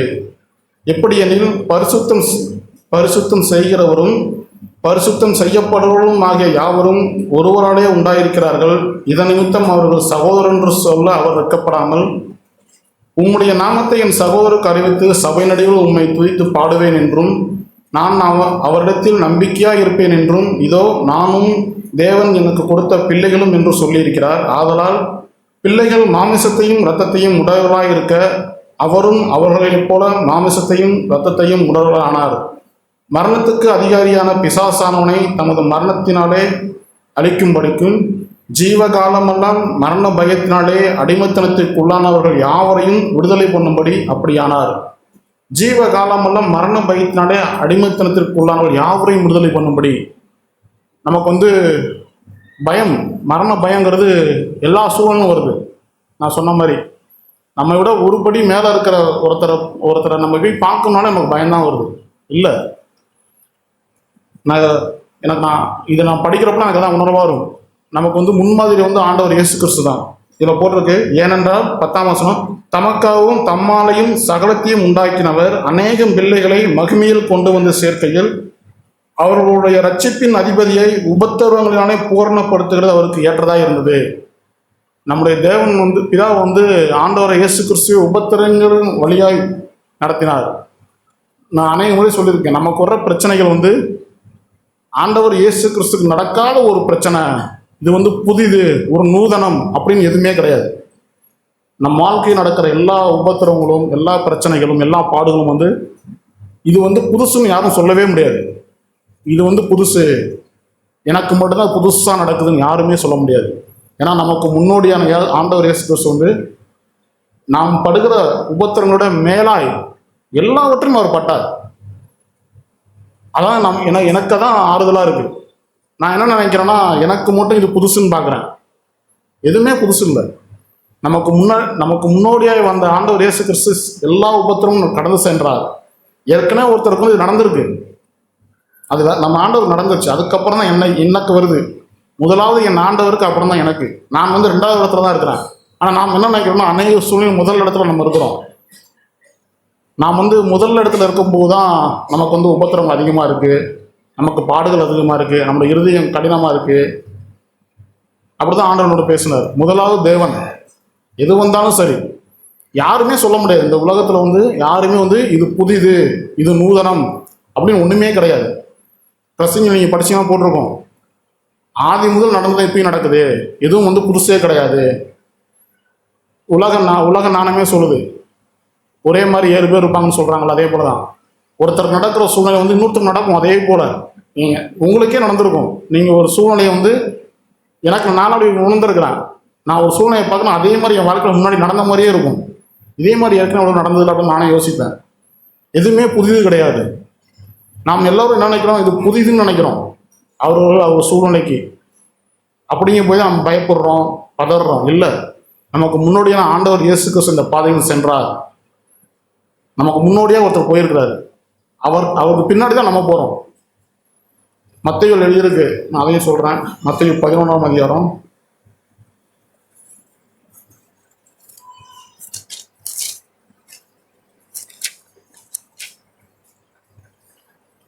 28வது வசனம். வருத்தப்பட்டு பாரம் சுமப்பவர்களே, நீங்கள் எல்லோரும் என்னிடத்தில் வாருங்கள், நான் உங்களுக்கு இளைப்பாறுதல் தருவேன். நான் சாந்தமும் மனத்தாழ்மையுமா இருக்கிறேன். என் நுகத்தை உங்கள் மேல் ஏற்றுக்கொண்டு என்னிடத்தில் கற்றுக்கொள்ளுங்கள், அப்பொழுது உங்கள் ஆத்துமாக்கு இளைப்பாறுதல் கிடைக்கும். ஆண்டவர் சொல்றாரு, நான் சாந்தமும் மனத்தாழ்மை இருக்கிறேன், என் நுகத்தை உங்கள் மேல் ஏற்றுக்கொண்டு என்னிடத்தில் கற்றுக்கொள்ளுங்கள், அப்பொழுது உங்களுக்கு ஆத்துமாக்கு இளைப்பாறுதல் கிடைக்கும். நுகத்தடியை வந்து ஆண்டவர் மேலே வச்சிருங்கன்னு சொல்கிறாரு. அது 2 நமக்கெல்லாம் தெரியும், நமக்கெல்லாம் கிராமவாசி தெரியும். நுகத்தன்னா 2 மாடு போகிற இடத்துல போகிற தடி தான் அது. இந்த பக்கம் ஒரு மாடு, இந்த பக்கம் ஒரு மாடு. ஒரு பக்கம் இயேசு கிறிஸ்து இருக்கார், ஒரு பக்கம் நீங்கள் இருக்கிறீங்க. ஆண்டவர் வந்து உங்களோட சேர்ந்து இழுக்கிறார். அதான் உண்மை. நாம் என்ன நினைக்கிறோன்னா, நாம் மாத்திரமே இழுக்கிறோம், ஆண்டவர் சும்மா தான் நிற்கிறார் நம்ம நினைக்கிறோம். அப்படி இல்லை. நமக்கு வர்ற பாடுகளில் தேவன் சேர்ந்து தான். 2 மாட்டு வண்டியில் போகிற மாதிரி தான். நாம் ஒரு பக்கம் நிற்கிறோன்னா ஒரு பக்கம் ஆண்டவர் இருக்கிறாரு. நமக்கு வழி தெரியாது, ஆண்டவருக்கு வழி தெரியும். நான் மாத்திரம் கொஞ்சம் இறங்கிட்டோம்னு வச்சுக்கோங்களேன், நம்முடைய பாரம் முழுவதும் ஆண்டவர் சுமந்து கொண்டு நம்ம கூட்டிக் கொண்டே போவார். ஆனால் நாம் என்ன பண்ணுறோன்னா, நம்ம இறங்குறதே இல்லை. நமக்கு தெரியும், எனக்கு தெரியும், நான் படிச்சிருக்கிறேன். நான் அடிக்கடி கேட்பேன் எங்கள் வீட்டிலாம், நான் 3 டிகிரி படிச்சிருக்கிறேன். என்ன பிரயோஜனம்? 3 டிகிரி எதுக்குமே ஆகாது. நம்ம படிக்கிற படிப்பு, நாம் வாங்குகிற சம்பாத்தியம், நாம் செய்கிற நமக்கு இருக்கிற பேர் புகழ் எதுவுமே வந்து ஒன்றுக்கும் ஆகாது. நாம் எப்பெல்லாம் ஆண்டவர் இயேசு கிறிஸ்துவை விட அந்த நுகத்திலே நம்ம கீழே இறக்கணும், நமக்கு வெயிட் இருக்கும், நமக்கு லகுவாக இருக்கும். என்னிடத்தில் வாருங்கள், நான் சாந்தமும் மனத்தாழ்வுமாயும் இருக்கிறேன், என் நுகத்தையும் கொடுத்து ஏற்றுக்கோங்க அப்படின்னு ஆண்டவர் சொல்கிறாரு. ஒருவேளை அந்த சாத்ராக் மேசாக்கெல்லாம் இதெல்லாம் உணர்ந்தவர்களாக இருந்திருக்காங்க. அதனால தான் தைரியமாக சொன்னாங்க, நீங்கள் வந்து என்னை விடுவிச்சாலும் விடுவிக்காமல் போனாலும் சரி, நாங்கள் வந்து நீர் நிறுத்த அந்த பொருட்களை வணங்க மாட்டோம்னு சொன்னாங்க. ஆனால் நாம் வந்து அதாவது திரும்பியும் அதே சொல்கிறேன், நாம் வந்து நம்மை விட ஒருபடி மேலே இருக்கிற அது சிறு பிள்ளைகள்லாம் டீச்சரு, ஸ்கூலுக்கு போனால் வாத்தியார், வேலைக்கு போனால் யாரோ ஒருத்தருக்கு நம்ம என்ன பண்ணுறோன்னா பார்த்து பயப்படுறோம். இல்லை, நாம் வணங்குகிற தேவன் வந்து மிகவும் வல்லமையான தேவன் அவர். நாம் வந்து அப்படி அதுக்காக வந்து நம்மளோட வயதில் பெரியவங்களை மதிக்காமல் இருக்குன்னு சொல்ல நான் வரல. அவங்கள மதிக்கணும், அவங்களுக்கு நாங்கள் செய்ய வேண்டிய எல்லா மரியாதையும் கனமும் செலுத்தணும். ஆனால் இருதயத்தில் வந்து அவங்கள பார்த்து பயப்படக்கூடாதுன்னு தான் சொல்கிறேன். நாம் எப்பெல்லாம் அவளை பார்த்து பயப்படுறோமோ அப்போல்லாம் நாம் தவறு செய்ய ஆரம்பிச்சிடும். நான் செஞ்சுருக்கிறேன், அதனால சொல்கிறேன். எப்பெல்லாம் வந்து என்னோட மேலதிகாரிக்கோ இல்லை என்னை விட பெரியவங்களுக்கு வந்து அவங்க என்ன சொல்லுவாங்க, அவங்களுக்கு நான் பயப்படுறப்பெல்லாம் என் காரியங்கள்லாம் தாறுமாறாகுது. அப்படி இருக்க வேணாம். நாம் எப்பொழுதும் ஆண்டவரை பார்த்து நாம் நம்மை வந்து நியாயம் விசாரிக்கிற தேவன் ஒருவர் தான். வேறு யாரும் நம்ம நியாயம் விசாரிக்கவே மாட்டாங்க. நம்மை நியாயம் விசாரிக்கிற தேவன் ஒருவர், அவருக்கு தான் நம்ம பயப்படணும். நம்ம அவரோடு சேர்ந்து இருந்தால் போதும். அப்படிப்பட்ட விசுவாசங்கள் நமக்குள்ள வந்தால் தான் நம்ம தைரியமாக சொல்ல முடியும். என்னை விடுவித்தாலும் விடுவிக்காமல் போனாலும் அப்படி சொன்னாங்க. ஆனால் 3 பேர் என்ன ஆச்சுன்னா யாரும் சாகவே இல்லை. நான் திரும்ப சொல்கிறேன். தானியேல்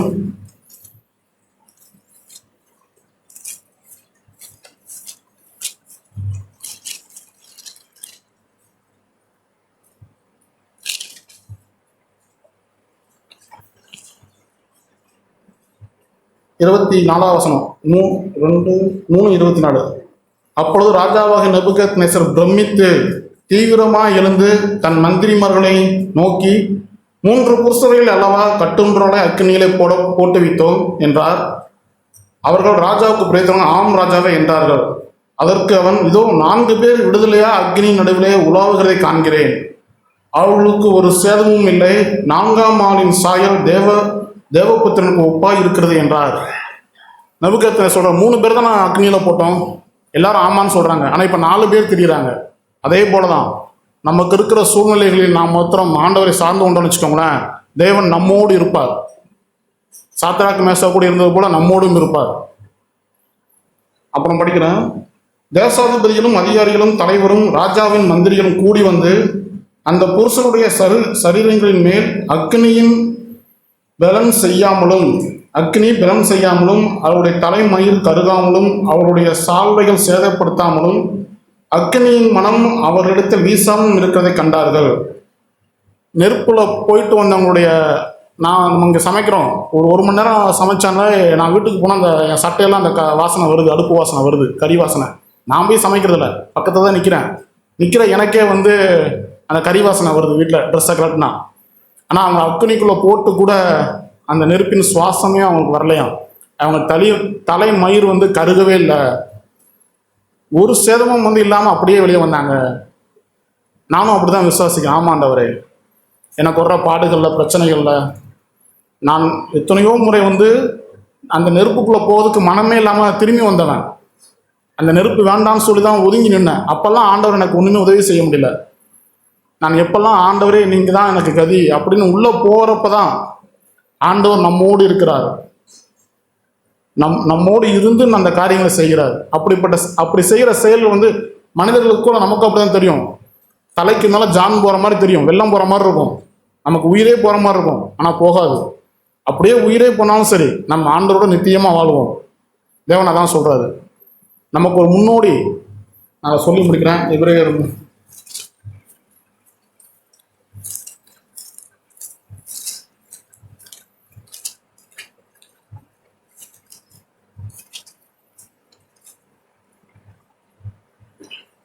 3:16. ஆதலால் விட்டோம்னா அதுக்கப்புறம், ஆதலால் அவர் தேவதூதருக்கு உதவியாக கை கூடாமல் ஆபிரகாமின் சந்ததிக்கு உதவியாக கை கொடுத்தார். அன்றியும் அவர் ஜனத்தின் பாவங்களை நிவர்த்தி செய்வதற்கெதுவாக தேவ காரியங்களை குறித்து இரக்கமும் உண்மையும் உள்ள பிரதான ஆசாரியா இருக்கும்படி எவ்விதத்திலும் நம்முடைய சகோதரருக்கு ஒப்பாக வேண்டியதாக இருந்தது. ஆதலால் அவர்தாமே சோதிக்கப்பட்டு பாடுபட்டதினாலே அவர் சோதிக்கப்படுகிற யாவருக்கும் உதவி செய்ய வல்லவராயிருக்கிறார். அவர் சோதிக்கப்படுகிற யாவருக்கும் உதவி செய்ய வல்லவரான தேவன் அவர். நம்ம கேட்டோம்ல, சிறு பிள்ளைகள் முதற்கொண்டு பெரியவர்கள் வரைக்கும் தேவனை அறிந்து கொள்ளும் காலம் வரும், அறிந்து கொள்வார்கள். தேவன் நமக்கு உதவி செய்ய வல்லவராயிருக்கிறார். நம்ம வந்து ஆக்கினைக்குள்ளாக தீர்ப்பதற்கு அவர் வரவே இல்லை. நமக்கு வர பாடுகள் பிரச்சனைகள்லாம் ஏதோ நம்மளை வந்து நம்ம நினைக்கிறோம், நம்ம வந்து நல்லவங்களாம் கெட்டவங்களாம் கண்டுபிடிக்கிறதுக்காக அந்த சோதனைலாம் வருதுன்னு நம்ம நினைக்கிறோம். அப்படி இல்லை. நம்ம புத்தி தான் சொல்லும். அப்படி நமக்கு ஒரு சூழ்நிலை வருதுன்னா நாம் வந்து ஆண்டவருக்கு உண்மையாக இருக்குமா இல்லையான்னு ஆண்டவர் நம்மளை சோதிக்கிறார் போல அதான் வருதுன்னு இல்லை. நாம் வந்து ஆண்டவருக்கு பிரியமாக இருக்கிறவங்க தான் பார்க்க வராது. நான் அவருக்கு தெரியும் நாமெல்லாம் விழுந்து போகிற மாமிசம், நம்முடைய பிடரி நரம்பு இரும்பென்று அவருக்கு தெரியும், நாம் எப்பொழுதும் வழி விலகி போவோம் என்று அவருக்கு தெரியும். தெரிஞ்சால் நம்ம சோதனை கொடுப்பார்? இல்லை. அது ஏன் கொடுக்குறாருன்னா நம்ம அவருக்கு ஒப்பாகுவதற்கு. நாம் என்ன நினைக்கிறோம்னா நம்ம நல்லவங்களே, அப்படி இல்லை. நாம் அவர் ஒப்பாவதற்கு தான் அந்த சோதனை வருது. நமக்கு வர பாடுகள் வந்து நாம் அவருடைய சாயலுக்கு ஒப்பாவதற்கு தான் இந்த காரியம். அதுக்கு தான் தேவன் வந்து நம்மளுக்கு அனுமதிக்கிறார். ஒருவேளை நம்ம அந்த சாயலுக்கு அந்த சூழ்நிலை விழுந்து போயிருந்தாலும் சரி, உடனே நான் மனம் திரும்பி ஆண்டவர்கிட்ட வந்தோன்னு வச்சுக்கோங்களேன், ஆண்டவர் நம்மை திரும்பியும் முதல்ல இருந்து ஆரம்பிப்பார். உன்னை வந்து என்னுடைய சாயலுக்கு ஒப்பாக்குறேன். அவர் சோதிக்கப்பட்டு பாடுபட்டு வந்ததுன்னா நமக்கு உதவி செய்ய வல்லவராக இருக்கிறார். எதுவுமே புதிது கிடையாது. நாம் யாரும் சோர்ந்து போக வேண்டாம். நாம் தேவனை சார்ந்து கொள்வோம். நமக்கு உதவி செய்கிற ஒரு தேவன் இருக்கிறார். ஆபத்து காலத்தில் என்னை நோக்கி நீ கூப்பிடு, நீ அறியாதும் நெட்டாதமான பெரிய காரியங்களை செய்வேன்னு சொன்ன தேவன் அவர். உன்னை தொடுகிறவன் என் கண்ணின் மணியை தொடுகிறான்னு சொன்ன தேவன் அவர். யாருமே என்னை தொடுக்கு முன்னாடி என் ஆண்டவரை தொட்டு தான் எனக்கு வரும். இதனாலும் அப்பேற்பட்ட தேவனை தான் நாம் வணங்குகிறோம். நாம் விசுவாசமாய் நமக்கு முன்னோடியான ஆண்டவரை நோக்கி பார்த்து எந்த சூழ்நிலை வந்தாலும் சரி வாழ்க்கையில் கனமும் மகிமையும் துதியும் அவருக்கே தான் செலுத்தணும். நமக்கு எப்படி நமக்கு சந்தோஷமாக இருக்கும்போது எப்படி இருக்கும், அதே போல தான் பாடுகளும். என்ன சொல்லப்போனால் சந்தோஷத்தையோட பாடுகள் தான் நமக்கு வந்து தேவனோட ஐக்கியப்பட, அவரோடு நமக்கு இருக்கிற தொடர்பை வந்து இன்னும் உறுதியாக்குறதுக்கு அதான். அதனால் சந்தோஷமாக இருங்க.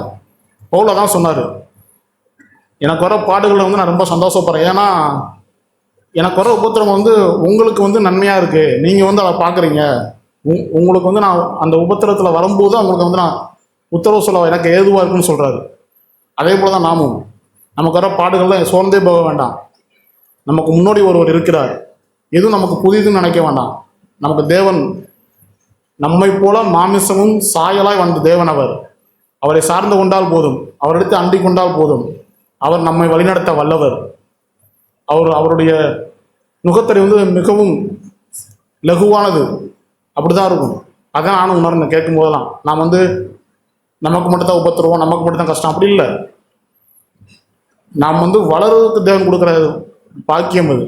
நாம் சந்தோஷமாக இருப்போம். அதுக்குள்ள வேதம் சொல்லுது. அதான் நான் திரும்ப ஒரு ஜீவனுக்கு போகிற வாசல் இடுக்கமும் வழி நெருக்கமுமா இருக்கும் தான் போட்டிருக்கு. வாசல் தான் இடுக்கமாக இருக்கும். நான் என்ன பண்ணுறேன்னா, வாசல் இறுக்கமாக இருக்கிறான்னா நம்ம உள்ளே போக மாட்டேங்கிறோம். ஆனால் உள்ளே போயிட்டீங்கன்னா வழி விசாலமாக இருக்கும். சாத்தான் என்ன பண்ணுறான்னா, வாசலை காட்டி நம்ம ஏமாத்துறான். பாரு, வழி சின்னது, உள்ளே போக முடியாது, உன்னால் முடியாதுன்னு. இல்லை, ஜீவனுக்கு போகிற வாசல் தான் இடுக்கமாக இருக்கும். நீங்கள் வாசலுக்குள்ளே நுழைஞ்சிங்கன்னா வழி விசாலமாக இருக்கும். ஏன்னா ஆண்டவர் இருக்கிறாருங்க. உங்களை வந்து கையை பிடித்து கூட்டு போகிற தேவன் அங்கே இருக்கிறார். சாத்தான் நமக்கு என்ன பண்ணுவோம்னா, வாசலை கட்டியே பயமுறுத்துவான். பாரு, வாசல் சின்னது, உன்னால் முடியாது. இல்லை, உண்மைதான், வாசல் சின்னது தான். ஆனால் உள்ளே போனால் வழி பெருசு. ஆண்டவர் நம்மோடு எப்போதும் இருப்பார். அப்படிப்பட்ட தேவனை தான் நம்ம ஆராதிக்கிறோம். நம்முடைய இருதயத்தின் எல்லா சூழ்நிலையிலும் விசுவாசமாய் அவர் என்னை விடுவித்தாலும் விடுவிக்காமல் போனாலும் சரி, என் ஆண்டவரை சார்ந்து கொள்வேன் நம்ம வாழ்ந்துட்டா போதும். ஆண்டவர் நம்மை கையை பிடித்து வழி நடத்துகிற தேவன் அவர். அப்படிதான் நானும் வாழ ஆசைப்படுற நம்பிக்கை இருக்கிறேன். ஆமே.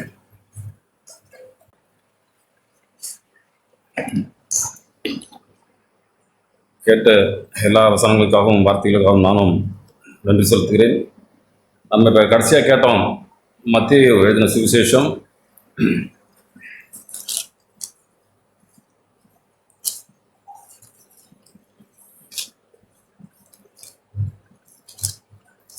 'வழி விசாலமாய்'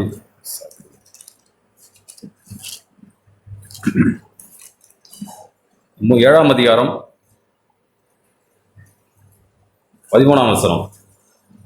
இடுக்கமான வாசல் வழியாய் உட்பிரவேசியுங்கள், கேட்டுக்கு போகிற வாசல் விரிவும் வழி விசாலமாக இருக்கிறது, அதன் வழியாக பிரவேசிக்கிறவர்கள் அநேகர். ஜீவனுக்கு போகிற வாசல் இடுக்கமும் வழி நெருக்கமாக இருக்கிறது, அதை கண்டுபிடிக்கிறவர்கள் சிலர். மெய்யாகவே நம்முடைய காலையிலிருந்து இவ்வளோ நேரம் நாம் விசுவாசத்தை குறித்து கேள்விப்படுகிறோம், கேட்டோம். அருமையாய் நாம் விசுவாச வாழ்க்கையிலே வளர, அநேக உபத்திரங்கள் வழியாக நாம் தேவனுடைய ராஜ்யத்தை பிரவேசிக்க தேவன் இப்படியாய் நம்மை நடத்துகிறார். நாம் ஏதோ கேட்டது எல்லாம் நம்ம கேட்டு பழசு போல நம்ம நினைக்க வேண்டாம். நாம் விசுவாசமுள்ளவர்களாய் வார்த்தைகளை, ஆண்டவரே நீங்கள் என்னோட பேசுனீங்க, ஆண்டவரே இதன்படி வாழ நான் விரும்புகிறேன், எனக்கு உதவி செய்யுங்கன்னா மெய்யாகவே ஆண்டவர் நாம் ஒவ்வொருவருக்கும் உதவி செய்ய வல்லவராக இருக்கிறார். நான் ஒரு வார்த்தை உங்களுக்கு லேவியராகும் புஸ்தகம், பழைய ஏற்பாடு லேவியராகும் புஸ்தகம்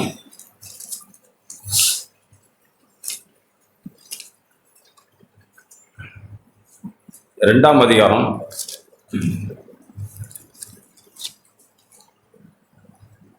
2ஆம் பக்கம் 127 13ஆம் வசனம். 2ஆம் அதிகாரம் 13ஆம் வசனம்.